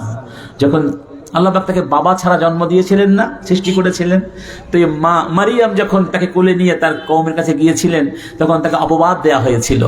তখন ওই ছোট্ট বাচ্চা ঈসা আলাইহিস সালাম কথা বলেছিলেন, ক্বালা ইন্নী আবদুল্লাহ আতানিয়াল কিতাবা ওয়া জাআলানি নাবিয়্যা ওয়া জাআলানি মুবারাকান আইনামা কুনতু ওয়া আওসানি বিস সালাতি ওয়াজ যাকাতি মা দুমতু হাইয়্যা ওয়া বাররাম বিওয়ালিদাতি। দেখুন, ওয়া বাররাম বিওয়ালিদাতি ওয়া লাম ইয়াজআলনি জাব্বারান শাকিয়্যা। সূরা মারিয়াম এত চমৎকার সূরা, সুবহানাল্লাহ। আমার মায়ের সাথে আল্লাহ আমাকে ভালো আচরণ করতে বলেছেন, সুবহানাল্লাহ। আমি আল্লাহর গোলাম, আমি হারাম সন্তান নই, আমি আল্লাহর নবী, সুবহানাল্লাহ বলবেন না?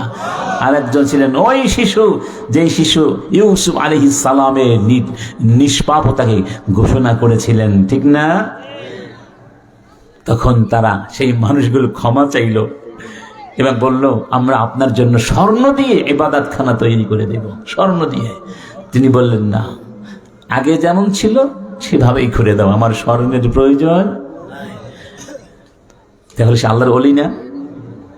কিন্তু বাবা মার দোয়াও এই হলো। তাহলে বাবা মা তো আল্লাহর সবচেয়ে বড় ওলি, বড় পীর, সুবহানাল্লাহ। সাইদি সাহেব বলতে না, তোমার বড় পীর তো তোমার বাবা মা। সেই বাবা মাকে তুমি মারো, কষ্ট দাও, খাবার দাও না, আর পীর সাহেবের কাছে বড় বড় আপেল নিয়ে যাও, পেঁপে নিয়ে যাও। তোমার বড় পীর তো তোমার বাবা আর মা। বাবা মা খুশি হলে খুশি হবেন কে? বাবা মা আল্লাহর বড় নেয়ামত, ঠিক না বে ঠিক? সন্তান আল্লাহর বড় নেয়ামত। ছেলে হোক মেয়ে হোক, অনেক পুরুষ মেয়ে হলে বউকে পিটিয়ে বাড়ি থেকে বের করে দেয়। এখানে আছে নাকি নাই? এখানেও আছে। চট্টগ্রামে বাস্তব মহিলা জেনেছিলেন তার গর্ভে কন্যা সন্তান, কিন্তু স্বামীকে বলেছেন ছেলে সন্তান। যেদিন সন্তান জন্ম হলো সিজারের মাধ্যমে, স্বামী গিয়ে দেখে ছেলে, সরি মেয়ে। স্ত্রী কি বলেছিল? ভয়ে। এই পুরো হাসপাতালে সে এক তুগলকি কাণ্ড ঘটিয়ে দিয়েছিল, বাস্তব ঘটনা। কেন তার মেয়ে হলো, ছেলে হলো না কেন? এইরকম পুরুষ দেখে আল্লাহ নিয়ামতের শুকরিয়া করলো? মেয়ে সন্তান কে দিয়েছেন? ছেলে কে দিয়েছেন? ওয়ালিল্লাহি মুলকুস সামাওয়াতি ওয়াল আরদ ইয়াখলুকু মা ইয়াশা ইয়াহাবু লিমান ইয়াশাউ ইনাথা ওয়া ইয়াহাবু লিমান ইয়াশাউ যুকুর। এখানে আল্লাহ বলেছেন আমি যাকে খুশি মেয়ে দেই, যাকে খুশি। আগে বলেছেন মেয়ের কথা, সুবহানাল্লাহ বলবেন না? আগে এনাথ, তারপরে কি যুকুর, ঠিক না ঠিক? ওয়ালিযাকারি মিসলু হাযযিল উনসায়াইন, দুইজন ছেলে পাবে একজন, দুইজন মেয়ে পাবে একজন ছেলে। কিন্তু এখানে মানদণ্ড বানানো হয়েছে মেয়েকে, ছেলেকে না, ঠিক না ঠিক?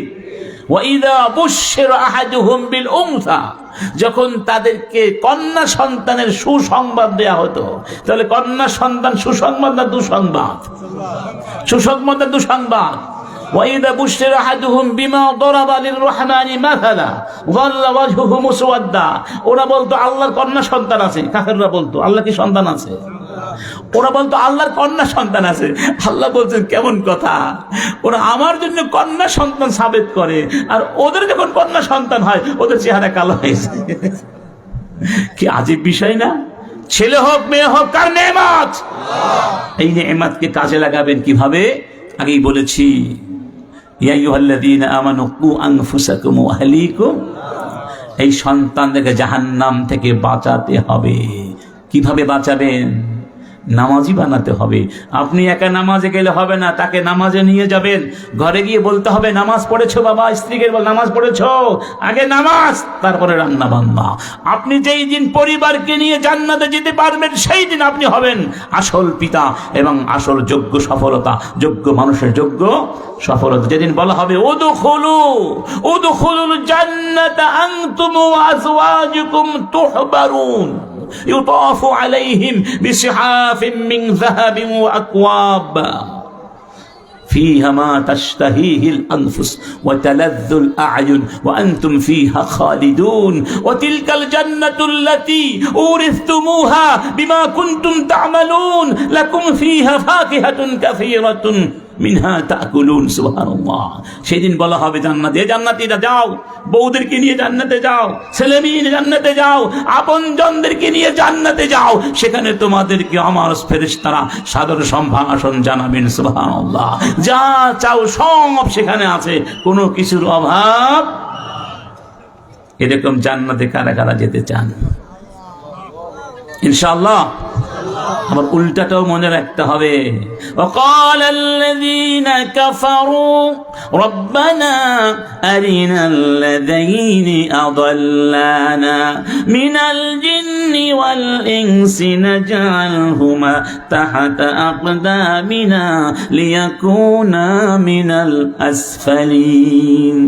আপনি বাবা, আপনি শিক্ষক, আপনি মা, আপনি নেতা, আপনি অভিভাবক, আপনার কারণে যদি কোনো সন্তান, কোনো মানব সন্তান জাহান্নামী হয়, বিপদগামী হয়, সেই দিন আপনাকে আল্লাহ পাক তার পায়ের নিচে এনে দিবেন এবং জাহান্নামে যাওয়ার আগে বলবে, আল্লাহ জিন ইনসান যাদের কারণে জাহান্নামে হয়েছে আমাদের পায়ের নিচে এনে দাও, তাদেরকে দুই পা দিয়ে দলিত মথিত করে তারপরে জাহান্নামে যাব।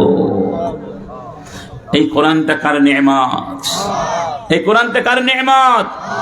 একটু সবাই গভীরভাবে চিন্তা করুন। এই মুহূর্তে এমন একটা পৃথিবী যেখানে কোরআন নাই, নবী নাই, রসুল নাই, ইসলাম নাই, আল্লাহর পক্ষ থেকে কোনো গাইডলাইন্স নাই। সেই জমিন কি মানুষের জমিন থাকবে না পশুদের জমিন হবে? পশুদের কোনো আইন আছে? জোর যার মুল্লুকটা। মানুষের সমাজে পশু সমাজ হয়ে যেত। এই কোরআন হচ্ছে আলো। কোরআন কি? ঈমান কি? আলো। কোরআন যার মধ্যে আছে সে জীবিত, যার মধ্যে নাই সে মৃত। কোরআন যেখানে আছে আলো আছে, যেখানে নাই সেখানে অন্ধকার। কোরআন যেখানে আছে সেখানে জীবন আছে, ঠিক না ঠিক? ওমা ইয়াস্তাউল আহইয়াউ ওয়ালাল আমওয়াত ওয়ালাল যুলুমাতু ওয়ালান নূর ওয়ালাল যিল্লু ওয়ালাল হারুর ওমা ইয়াস্তাউল আহইয়াউ ওয়ালাল আমওয়াত ওমা ইয়াস্তাউল আহইয়া ওমা ইয়াস্তাউল আ'মা ওয়াল বাসীর। যার চোখ আছে আর যার চোখ নাই সমান। ওমা ইয়াস্তাউল আ'মা ওয়াল বাসীর ওমা ইয়াস্তাউল আয-যুলুমাতু ওয়ালান নূর। আল্লাহ বলেছেন কি সুন্দর করে, অন্ধকার আলো এক জিনিস হতে পারে? ছায়া আর তত্ত্ব, আগুনের তত্ত্ব এক জিনিস হতে পারে? জীবিত মৃত সমান হতে পারে? জীবিত হবে কি দিয়ে? কি দিয়ে? আল্লাহ বলছেন সুম্মা জাআলনাকা আলা শারিআতিন মিনাল আমরি ফাত্তাবি'হা। হে রাসূল, আমি আপনাকে একটা শরীয়ত দিয়েছি, এই শরীয়তটা মেনে চলবেন। ওয়ালা তাত্তাবি' আহওয়া আল্লাযীনা লা ইয়ালামুন। এই শরীয়তের বাহিরে যত শরীয়ত আছে, যত আইন আছে, ওগুলো তৈরি করেছে কারা? বলদ, মূর্খ, ওরা কিচ্ছু জানে না। ওই মূর্খদের বানানো আইন আপনি মানতে পারবেন? এই কথা বলতে গেলেই, এখানে আসলেই কিছু লোকের মাথা খারাপ। কিছু লোকের মাথা, কালকে দেখলাম এক কি বড় নেতা, ইন্না লিল্লাহ, এক আলেম বক্তাকে অপমান করছে যে আপনারা ওয়াজ করতে আসেন আর ইনিয়ে বিনিয়ে একটা দলের পক্ষে কথা বলেন। কেমন মুসলমানেরা? বলে বাংলাদেশ তো মানুষের বানানো আইনে চলবে, আল্লাহর আইনে চলবে। এই কথা কোনো মুসলমান বলতে পারে? শহীদ প্রেসিডেন্ট জিয়াউর রহমান, তিনি ধর্ম নিরপেক্ষতাবাদকে উঠিয়ে দিয়ে কি সেখানে কি স্থাপন করেছিলেন? আল্লাহর উপরে অবিচল। কথাটা কার? বিশ্বাস করেন তো? 100% শুরু থেকে শেষ পর্যন্ত আগের মতো আছেন নাকি নাই? ওয়া ইন্নাহু লাকিতাবুন আজিজ লা ইয়াতিহিল বাতিলু মিন বাইনি ইয়াদাইহি ওয়ালা মিন খালফি তানজিলুম মিন আজিজিন মিন হাকিমিন হামিদ। এই কোরআনে কোনোদিন একটু মিথ্যা ঢুকতে পারবে? যদি আল্লাহকে আপনি বিশ্বাস করেন, কোরআনকে বিশ্বাস করতে হবে। আর কোরআন বিশ্বাস করলে এই কোরআনের বিজয়ের জন্য কাজ করতে হবে। ধরুন আমি শিক্ষক মানুষ, আমি চেষ্টা করি ক্লাসে ছাত্রদেরকে বোঝাতে। সবাই তো আর বোঝে না, বোঝে সমানভাবে বোঝে না। এখন যে বুঝলো না, আমি অনেক চেষ্টা করে বুঝাতে পারলাম না। কেন বুঝলি না? আয় তোর আমি মেরে ফেলবো। এটা করি? আমার কাজ কি? বুঝানো, চেষ্টা করা, ঠিক না? তাকে মেরে ফেলা আমার কাজ? আমার কাজ বুঝানো। তাহলে আপনার আমার কাজ কি? আল্লাহর জমিনে কোরআনের বিজয়ের জন্য কাজ করা। যদি এমন হয় যে ধরুন ইসলামী দলগুলো ক্ষমতায় আসলো, এসে তারা কোরআন দিয়ে শাসন করতে পারলো না, আবার ব্যর্থ হয়ে গেল, ধরুন আমার গুনাহ হবে না সওয়াব হবে? আমি তো চেষ্টা করেছি, তারাও চেষ্টা করেছেন, এটাও ঠিক। যতদিন পর্যন্ত সংখ্যাগরিষ্ঠ মানুষ কোরআনের আইনে বিশ্বাসী না হবে, ততদিন অত সহজ হবে না। আবার এটাও ঠিক, যদি সংখ্যা লঘু মানুষও কোরআন বিশ্বাসী হয়, আদর্শে অনড় হয়, তাহলেও তারা বিজয়ী হতে পারে। প্রমাণ দেব। মদিনায় কয় হাজার মানুষ ছিল? ধরুন সর্বোচ্চ 10,000 মানুষ ছিল। এর মধ্যে মাত্র 400 মানুষ ইমানদার ছিল, আর বাকি সব কি? সেই 400 মানুষ নিয়ে রাসূল রাষ্ট্র গঠন করেননি? সেই রাষ্ট্র কোরআন দিয়ে চালান নাই? সেই মানের মানুষ লাগবে, সেই মানের ইমাম লাগবে। এজন্যই রজব মাসে মেরাজ হয়েছিল। এই মেরাজের পরে যাদের ইমানের টলমল অবস্থা ছিল, তারা মুরতাদ হয়ে গেছে। আর মেরাজের ঘটনা বিশ্বাস যারা করেছিল, তাদের ইমান ছিল শক্তিশালী ইমান, যেমন আবু বকর রাদিয়াল্লাহু। এটাও একটা উদ্দেশ্য ছিল আল্লাহ। কারণ এই মেরাজের পরেই রাসূল মদিনায় যাবেন, মদিনায় গিয়ে রাষ্ট্র গড়বেন। সেই রাষ্ট্র পরিচালনা করতে এক ঝাঁক নিবেদিত যুবক লাগবে, লাগবে না? ওই নিবেদিত যুবকদেরকে আগুনের মতো অগ্নি পরীক্ষা দিয়ে পাশ করতে হবে। আল্লাহ পাক তাদেরকে পরীক্ষা ফেলে দিলেন। সেই পরীক্ষা তারা পাশ করেছিলেন, তাদেরকে দিয়ে মদিনার রাষ্ট্র গঠন করেছিলেন। সংখ্যা কম, কিন্তু ইমানের দিক থেকে অনেক বেশি। মুতার যুদ্ধে মুসলমানদের সংখ্যা ছিল মাত্র 2-2.5 থেকে 3,000, আর রোমক সৈন্যদের সংখ্যা ছিল 2.5 থেকে 3 লক্ষ। 3 লক্ষ সৈন্যের বিরুদ্ধে 2,500 মুসলমান যুদ্ধ করে বিজয় ছিনিয়ে আনেন নাই? 3জন সেনাপতি মুসলমানদের শহীদ হয়েছেন। শেষ পর্যন্ত খালিদ বিন ওয়ালিদ ইসলামের পতাকা ধরেছিলেন এবং তিনি বিজয় নিয়ে এসেছিলেন। সুবহানাল্লাহ।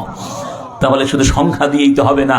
ওয়াকালিলুম মিন ইবাদিয়াশ শাকুর, ওয়াকালিলুম মিন ইবাদিয়াশ কাম মিন ফিয়াতিন কালিলাতিন গালাবাত ফিআতান কাসীরাতান বিইذনিল্লাহ। আল্লাহ বলেছেন কত ছোট্ট ছোট্ট দল বড় বড় দলের উপরে বিজয়ী হয়েছে। হামাসকে দেখুন, ইসরায়েল বলেছিল হামাসের অস্তিত্ব রাখবো না, ঠিক না? সব বাড়ি ঘর ভেঙে চুরমার করে দিয়েছে। এখন গবেষকরা বলছে যেই পরিমাণ ধ্বংসস্তূপ হয়েছে এগুলো সরাতে লাগবে 21 বছর, শুধু অপসারণ করতে লাগবে কয় বছর? 21 বছর। তার মানে গাজাকে আবার পুনর্নির্মাণ করতে কত বছর লাগবে? আজকে দেখুন, একটু আগে খবরে দেখলাম সেই জায়গায় হাজার হাজার হামাসের সৈন্যরা আবার এসে দাঁড়িয়েছে বীরের মতো। তাহলে সত্যকে মুছে দেওয়া যাবে? এই জমিন যতদিন থাকবে কোরআনের বিজয়ের জন্য মুসলমানদের সংগ্রাম করতে হবে। আপনি যেই দল করুন, কোন আপত্তি নেই আমার। মুসলমান যদি হয়ে থাকেন কোরআনের পক্ষে আপনার কথা বলতে হবে। সবাই রাজি আছেন? এতে বড় নেয়ামত কিছুই আলহামদুলিল্লাহ। আমার বন্ধুগণ, মূল কথা এটাই, আল্লাহ পাক আমাদেরকে এটি বোঝাতে চেয়েছেন, অশকুরুলি ওয়ালা, আমার শুকরিয়া করো যা কিছু দিয়েছি। তোমাকে চাইলে আমি অন্ধ বানাতে পারতাম, তোমাকে চাইলে আমি বোবা বানাতে পারতাম। একটু মাঝে মধ্যে আল্লাহ নেয়ামত স্মরণ করতে হবে। আল্লাহ নেয়ামত স্মরণ করাটাও ফরজ। ইয়া আইয়ুহাল্লাযীনা ইয়া আইয়ুহান নাস উযকুরু নি'মাতাল্লাহ, আল্লাহ বলেছেন না, ইয়া আইয়ুহান নাস উযকুরু নি'মাতাল্লাহ, হে আমার গোলামেরা আমার নেয়ামত স্মরণ করো। এই যে আপনি এখন গিয়ে ঘুমাবেন, ঘুমটা কার নেয়ামত ভাই? আমার মা অসুস্থ হয়েছিলেন, 1 সপ্তাহ ঘুমাতে পারেন নাই, পাগলের মতো হয়ে গিয়েছিলেন। একটু ঘুমের জন্য আমরা পাগল হয়ে গিয়েছিলাম। যদি 1 ঘন্টা মা ঘুমাতে পারতেন, অনেক আলহামদুলিল্লাহ সুস্থ, আলহামদুলিল্লাহ আগের চেয়ে অনেক সুস্থ আলহামদুলিল্লাহ। তো ঘুমটা যে কি জিনিস তখন আমি বুঝতে পেরেছিলাম। কত মানুষের চোখে ঘুম আসে না, এটা একটা অসুস্থতা। না ঘুমালে মানুষ তো পাগল হয়ে যায়। মানুষ বাঁচবে? মানুষ বাঁচবে? ومن رحمته جعل لكم الليل والنهار لتسكنوا فيه والنهار مبصرا الله أكبر ألم يروا أنا جعلنا الليل ليسكنوا فيه والنهار مبصرا ألم ترى قل أرأيتم إن جعل الله عليكم الليل سرمدا إلى يوم القيامة من إله غير الله يأتيكم بليل أو بضياء أفلا تسمعون قل أرأيتم إن جعل الله عليكم النهار سرمدا إلى يوم القيامة من إله غير الله يأتيكم بليل تسكنون فيه أفلا تبصرون। হে মানুষ বলো, আমি চাইলে দিনকে স্থায়ী করে দিতে পারতাম, কোনো দিন আর রাত দেখতে না, আর রাত না হলে আরামে ঘুমাতেও। আমি চাইলে রাতকে স্থায়ী করে দিতে পারতাম, দিনের আলো কোনোদিন চোখ দিয়ে দেখতে না। এই দিন আল্লাহর নেয়ামত, রাত আল্লাহর নেয়ামত, ঘুম আল্লাহর কত বড় নেয়ামত। সুবহানাল্লাহ সুবহানাল্লাহ। এই জন্য নেয়ামত স্মরণ করতে হবে। আপনি যে পা দিয়ে হেঁটে আসছেন, হেঁটে যাচ্ছেন, কত বড় নেয়ামত। কত বৃদ্ধ মানুষ আছে পা দিয়ে হাঁটতে পারে না, গতকালকে সুস্থ ছিল, আজকে হার্ট অ্যাটাক করে অসুস্থ হয়ে গেছে। সেই দিন আমরা বিশ্ববিদ্যালয়ে যাচ্ছিলাম গাড়িতে করে, হঠাৎ আমাদের এক কলিগ এরকম বেহুশ হয়ে তার চোখ উল্টে গেছে হঠাৎ করে, সুস্থ মানুষ। ভাবলাম মনে হয় আর সে বাঁচবে না। আল্লাহ পাক তাকে আবার এখন একটু সুস্থতা দিয়েছেন। এটাই জীবন, এটাই কি? হঠাৎ করে হাঁটতেও পারবেন না, এমন দিন আসতে পারে, জবান বন্ধ হয়ে যেতে পারে। আমি একসময় বাদুরতলা থাকতাম চট্টগ্রামে। আল্লামা সাইদি সাহেব প্রথম যখন এমপি হয়েছিলেন, এমপি ওই সময়ের কথা বলছি, এক লোকের বাসায় গেলাম, তার ছোট ভাই আওয়ামী লীগ করত, যুবলীগের কেন্দ্রীয় নেতা ছিল। সে সাইদিকে নিয়ে অনেক অযাচিত মন্তব্য করতে লাগলো আমার সামনে বসে।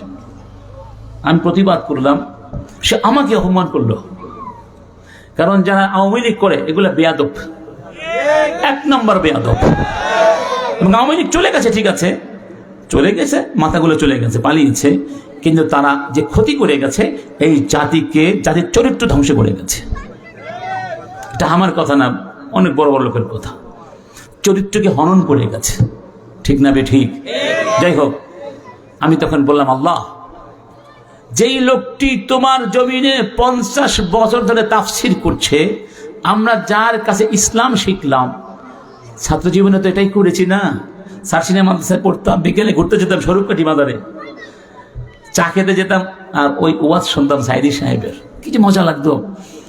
সেই লোকটিকে নিয়ে এত আজে বাজে কথা বলছি, আল্লাহ তুমি সহ্য করো কিভাবে, মনে মনে বলছিলাম। ঠিক পরের দিন সকালবেলা সেই লোকটি হার্ট অ্যাটাক করে তার জবান বন্ধ হয়ে গেছে, বাস্তব, এবং সে এখন নাই, মারা গেছে। তারপর একটু সুস্থ হয়ে আর কথা বলতে পারতো না, কথা বোঝা যেত না। বলিষ্ঠ কণ্ঠ আল্লাহ নিয়ে গেছেন। আল্লাহ চাইলে পারেন না ভাই? পারেন কিনা? খবরদার, এই জবান কে দিয়েছেন? এই জবান দিয়ে মিথ্যে কথা বলবো না, গীবাত করব না, অন্যায়ের পক্ষে কোনোদিন কথা বলবো না। অন্যায়ের পক্ষে, সে নেতা হোক, বাবা হোক, মেয়ে হোক, ছেলে হোক, আমিও যদি হই, যদি আমি অন্যায় করি তাহলে আমাকে অন্যায়ের বিরুদ্ধে কথা বলতে হবে। কার আদেশ? ওয়ালাউ আলা আনফুসিকুম আবিল ওয়ালিদাইন ওয়াল আকরাবিন। নিজের বিরুদ্ধে হলেও, বাবা মার বিরুদ্ধে হলেও তুমি সত্যি কথা বলবে। রাসূল যখন বললেন, বেলাল ই করো, সবাইকে ডাকো, মৃত্যুর আগে আমি কিছু কথা বলবো আমার সাহাবীদের সাথে। সবাই আসলেন, নফল নামাজ 2 রাকাত পড়লেন, দাঁড়িয়ে বললেন, সাহাবীরা 23টি বছর ধরে তোমাদেরকে নিয়ে দিনের কাজ করেছি। ভাবার্থ বলছি, এই 23 বছরে আমি যদি কাউকে কষ্ট দিয়ে থাকি, জুলুম করে থাকি, কষ্ট হচ্ছে না, দেরি হয়ে যাচ্ছে অনেক, জুলুম করে থাকি, আমি মুহাম্মদ তোমাদের সামনে দাঁড়িয়ে আছি, তোমাদের যার যা হক আছে কিসাস বুঝে নাও, কারণ আমি কাউকে জুলুম করে জুলুমের বোঝা মাথায় নিয়ে আল্লাহর কাছে দাঁড়াতে পারবো না। এই পৃথিবীর কোন শাসক এটা করতে পারবে? 5ই আগস্ট যদি আশ-শাইখাতু হাসিনা, আরবরা বলে শাইখা, আশ-শাইখাতু হাসিনা কি ভবন, গণভবন না, ওখানে থাকতেন, চুল পাওয়া যেত, হাত পাওয়া যেত, পা পাওয়া যেত, কেউ পা নিয়ে চলে যেত, কেউ মাথা নিয়ে, তাকে পায়নি তাই হাঁস নিয়ে গেছে, মাছ নিয়ে গেছে, ইট নিয়ে গেছে। পেলে কি হতো?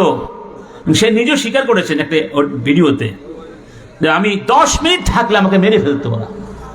কেন বললাম? দেখুন, মুহাম্মদ রাসূলুল্লাহ 10 বছর রাষ্ট্র চালিয়েছেন, সবার সামনে দাঁড়িয়ে বলছেন কার কি আছে পাওনা নাও, কেউ কোনো কথা বল।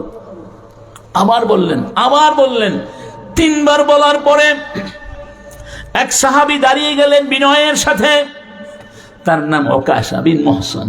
ইয়া রাসূলুল্লাহ, যেহেতু বারবার আপনি বলছেন তাই সাহস করে দাঁড়িয়েছি, আপনার সাথে একটা যুদ্ধে গিয়েছিলাম, আপনাকে দেখে কাছে গিয়েছিলাম, যেই লাঠি দিয়ে আপনি উটকে পরিচালনা করেন ওই লাঠি দিয়ে আমাকে একটু আঘাত করেছিলেন। জানি না আমাকে আঘাত করতে চেয়েছিলেন না উটকে চালনা করতে চেয়েছিলেন। তার মানে আমি ওই আঘাতটি ফেরত দিতে চাই। বুঝতে পেরেছেন? রাসূল বললেন, বেলাল ফাতেমার বাড়িতে যাও, ওই লাঠিটি নিয়ে এসো। দেখুন রাসূল কত গুছানো মানুষ, তার লাঠি দিয়ে গুছানো থাকতো, সুবহানাল্লাহ। সবকিছু তার, অত্যন্ত রুচিশীল মানুষ। পৃথিবীর মানব ইতিহাসের শ্রেষ্ঠ রুচিশীল মানুষের নাম কি? মুহাম্মদ। লাঠি আনা হলো, রাসূল লাঠিটা ওকাশার হাতে দিলেন, নাও এই সেই লাঠি, আমাকে মারো ঠিক যেভাবে আমি তোমাকে মেরেছি, কোনো দ্বিধা করো না, বরং এটা আমার জন্য আরো ভালো। আবার দাঁড়ালেন ওমর, তারপরে ওসমান, তারপরে আলী, এক এক করে সবাই অনুরোধ করলেন স্বনির্বন্ধ ভাবে, ভাই তোমার যত খুশি আমাকে মারতে মারতে রক্তাক্ত করে দাও, কিন্তু আমাদের চোখের সামনে নবীর গায়ে হাত দিও না, আমরা তা কিছুতেই সহ্য করতে পারবো না। এবার দাঁড়ালেন হাসান হোসেন, বললেন চাচু আমরা নবীর নাতি, ওয়াজরি ফি উরুকিনা দামু রাসূলিল্লাহ, আমাদের রক্তের শিরায় শিরায় নবীজির রক্তধারা প্রবাহমান। ওয়াল কিসাসু মিন্না কাল কিসাসি মির রাসূলিল্লাহ সাল্লাল্লাহু আলাইহি ওয়াসাল্লাম, আমাদেরকে মারা, আমাদের কাছ থেকে কিসাস নেয়া আর নানাজিকে মারা তো সমানই কথা, একই তো রক্ত। তুমি আমাদেরকে মারো, যেমন খুশি তেমন মারো। রাসূল করিম বললেন, বসে যাও ভাই, তোমরা বসো, আমাকে আমার প্রায়শ্চিত্ত করতে দাও। সুবহানাল্লাহ। ওকাশা বললেন, ইয়া রাসূলুল্লাহ, যখন আমাকে আঘাত করেছিলেন আমার গায়ে তো জামা ছিল না। নবীজি জামাটা খুলে ফেললেন, পূর্ণিমার চাঁদের মতো চকচক করত তার দেহটা। সুবহানাল্লাহ। সাহাবীরা বলতেন না, আবু হুরায়রা, সাহাবীরা বলতেন, একবার চাঁদের দিকে তাকাতাম আর একবার নবীর দিকে তাকাতাম, চাঁদের চেয়ে নবীকে বেশি সুন্দর মনে হতো। সুবহানাল্লাহ।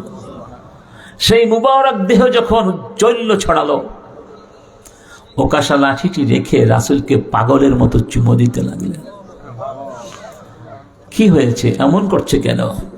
বললেন, ইয়া রাসূলুল্লাহ, আমি অতি সাধারণ একজন মানুষ, আমি আপনার দেহের সাথে আমার দেহটাকে একটি স্পর্শ করে ধন্য হতে চেয়েছি, যেন জান্নাতে যেতে পারি। সুবহানাল্লাহ।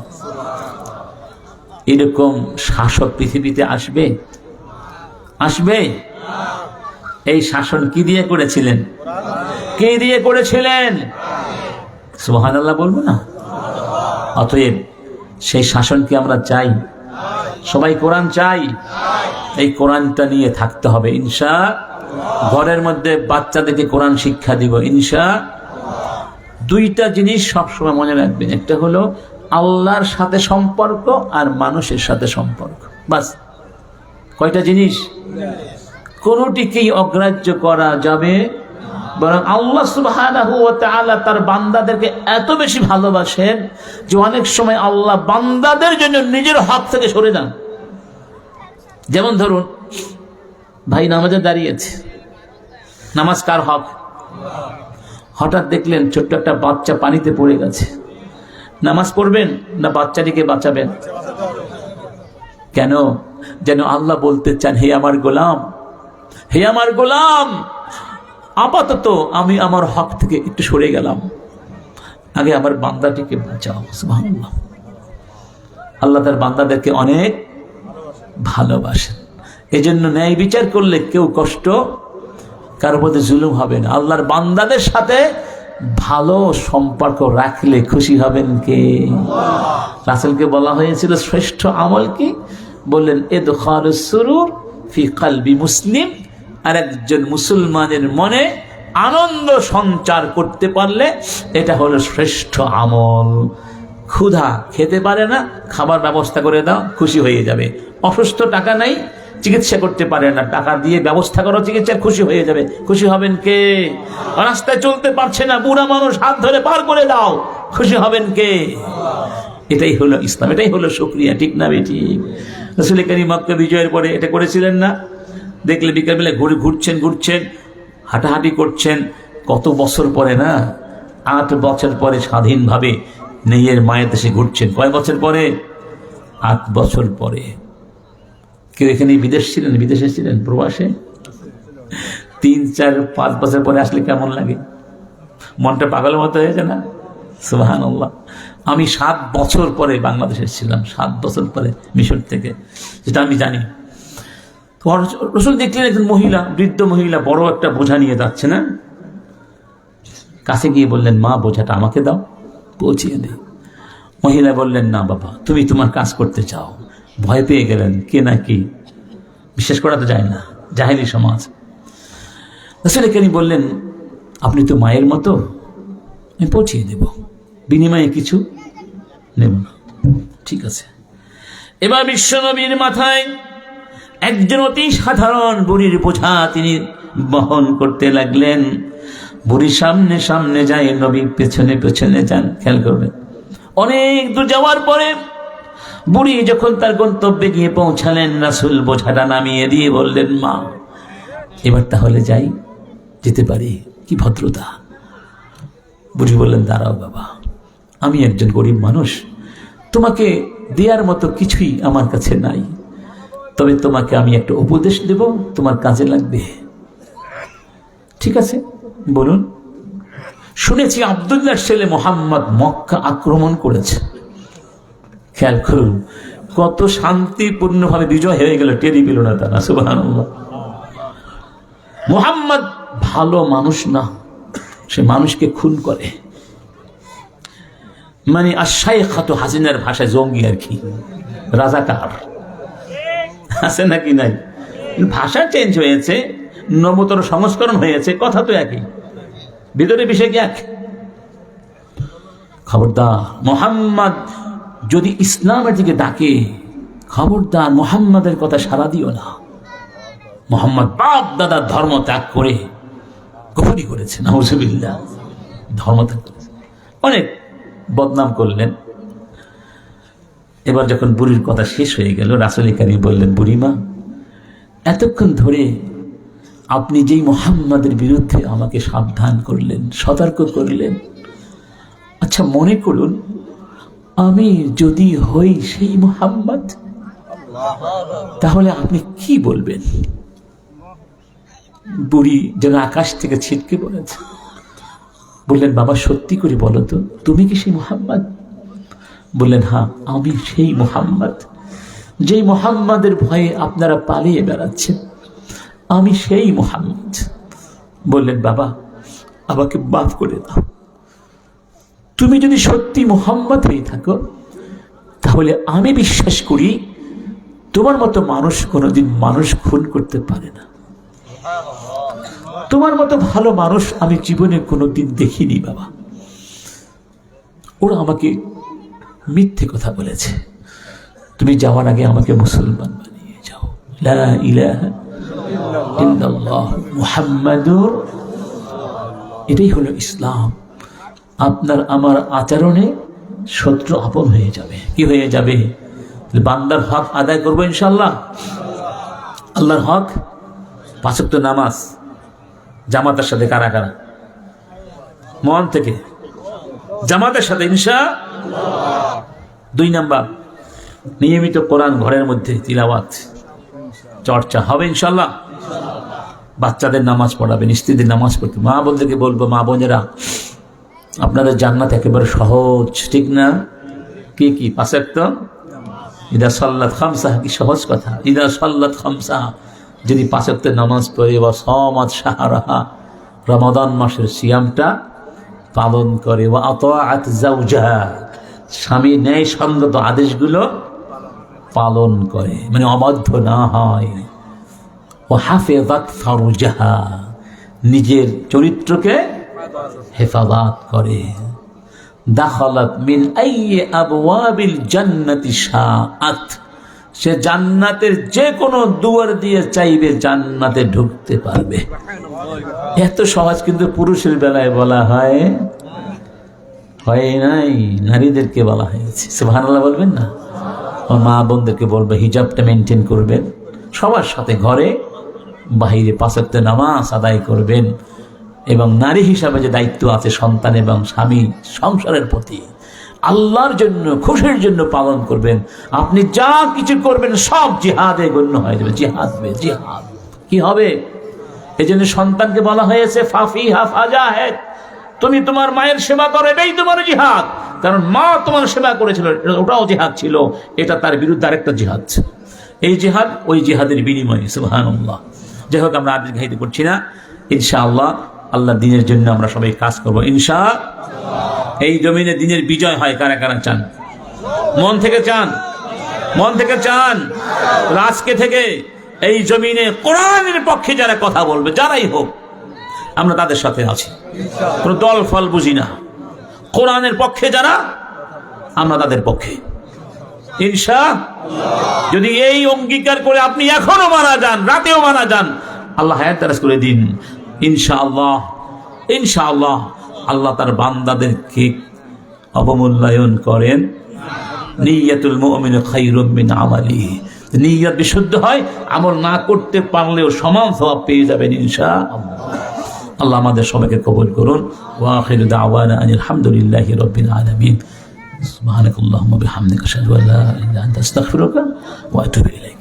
অসুস্থ দোয়া চেয়েছেন প্রবাসীরা। আলহামদুলিল্লাহ। সম্মানিত উপস্থিতি, আমাদের সম্মানিত মেহমান এতক্ষণ পর্যন্ত কোরআন থেকে তাফসীর পেশ করেছেন। আমাদের সম্মানিত সভাপতির বক্তব্যের পরে ইনশাআল্লাহ মুনাজাতের মধ্য দিয়ে শেষ হবে। এই পর্যায়ে সভাপতির বক্তব্য নিয়ে আসছেন আজকের তাফসীরুল কোরআন মাহফিলের সম্মানিত সভাপতি বিশিষ্ট আলেমে দ্বীন জনাব মাওলানা বাহাউদ্দিন। আমি জানি না, আমি দিন না। আলহামদুলিল্লাহ, নয়নপুর ইসলামী সমাজ কল্যাণ পরিষদ কর্তৃক আয়োজিত আজকের এই তাফসীর মাহফিল ইনশাআল্লাহ সফল হয়েছে আপনাদের উপস্থিতির কারণে। আলহামদুলিল্লাহ, মুহতারামের আলোচনা যদি আমরা শুনে থাকি, এটা যদি আমল করে থাকি, তাহলে আমাদের জীবনের পরিবর্তন আসবে ইনশাআল্লাহ। আমরা চেষ্টা করব মুহতারামের এই উপদেশগুলো আমাদের নিজের মধ্যে, পরিবারের মধ্যে আমল করার জন্য। পারবো তো ইনশাআল্লাহ? আপনারা উপস্থিত থেকে নীরব এবং শান্তভাবে থেকে আমাদের এই মাহফিলকে সৌন্দর্যমণ্ডিত করেছেন, আমাদেরকে সহযোগিতা করেছেন, কথাগুলো শুনেছেন। এই জন্য আপনাদের এই উপস্থিতির জন্য ধন্যবাদ এবং মোবারকবাদ জানাচ্ছি। ভবিষ্যতে যেন আমরা আরো সুন্দর পরিবেশে মাহফিল উপহার দিতে পারি, সেই তৌফিক কামনা করছি আল্লাহ দরবারে। এখন মুনাজাত হবে, মুহতারাম মুনাজাত করবেন।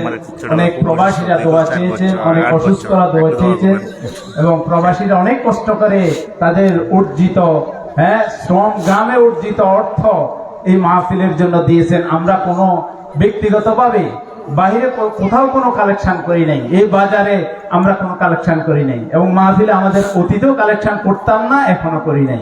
আলহামদুলিল্লাহ, আমরা চেষ্টা করব ভবিষ্যতে এই মাহফিল এইভাবে পরিচালনা করার জন্য। আপনারা আমাদেরকে সহযোগিতা করবে, আশাবাদ ব্যক্ত করে আমি আমার কথা শেষ করছি, মাহফিলের সমাপ্তি ঘোষণা করছি। এখন মুহতারাম দোয়া করবেন।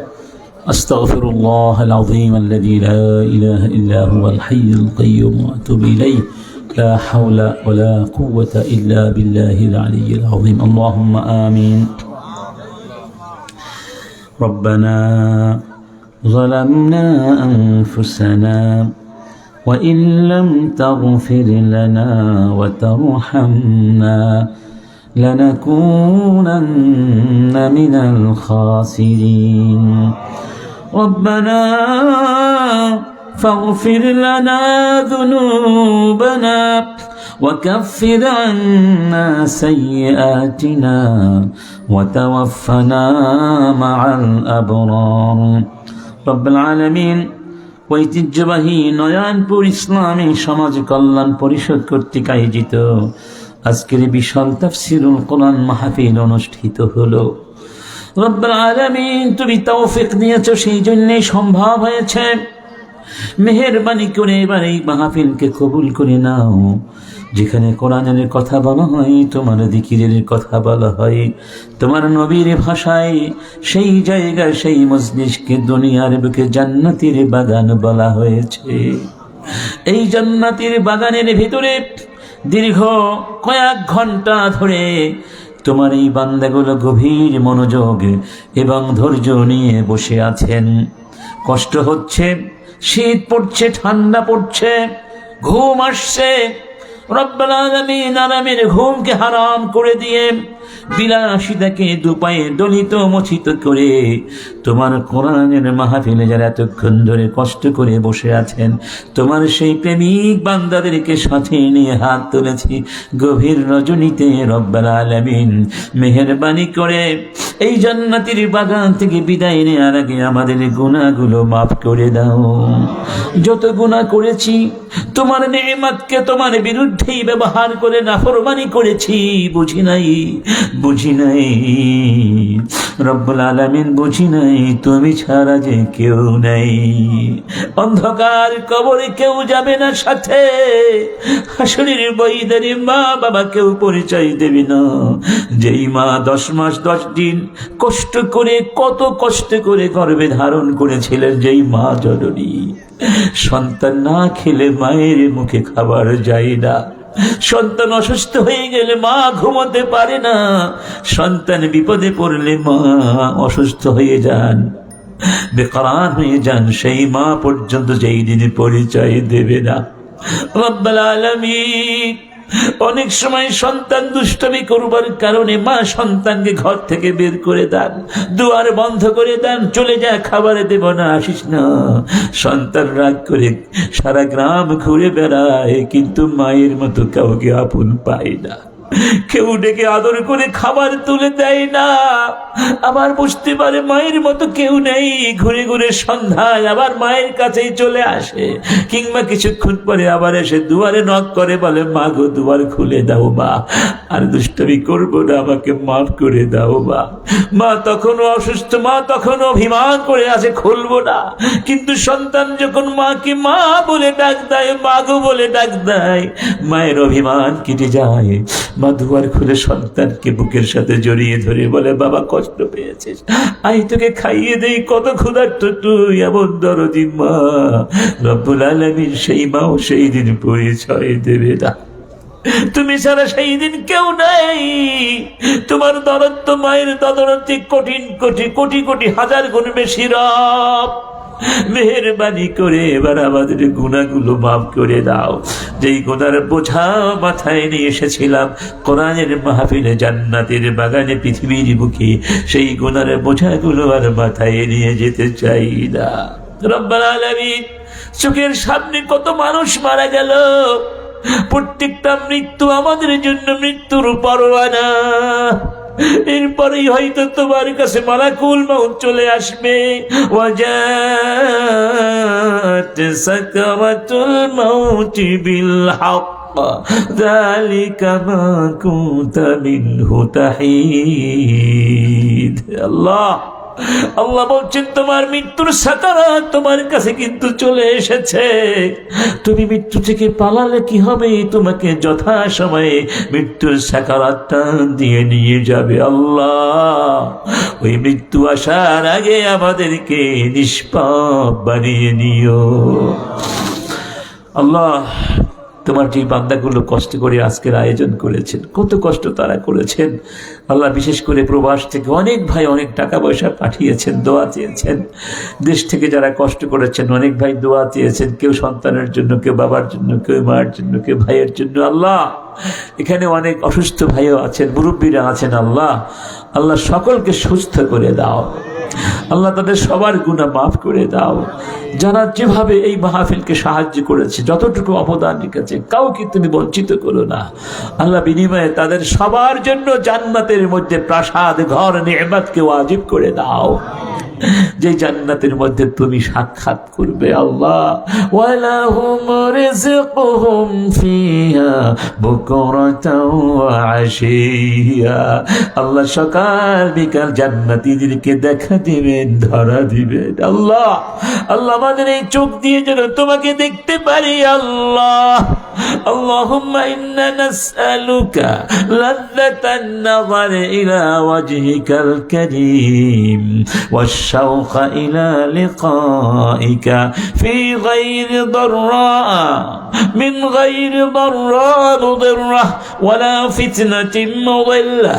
اللهم زينا بزينة الإيمان واجعلنا هداة مهتدين.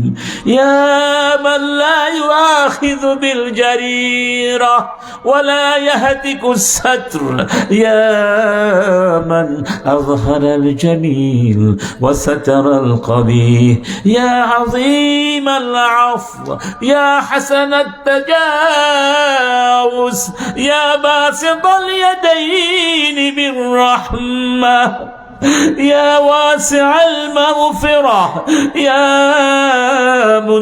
করে দাও, কষ্ট মুক্ত করে দাও। হায়াতের ভেতরে আল্লাহ তুমি বরকত নসিব করে দাও।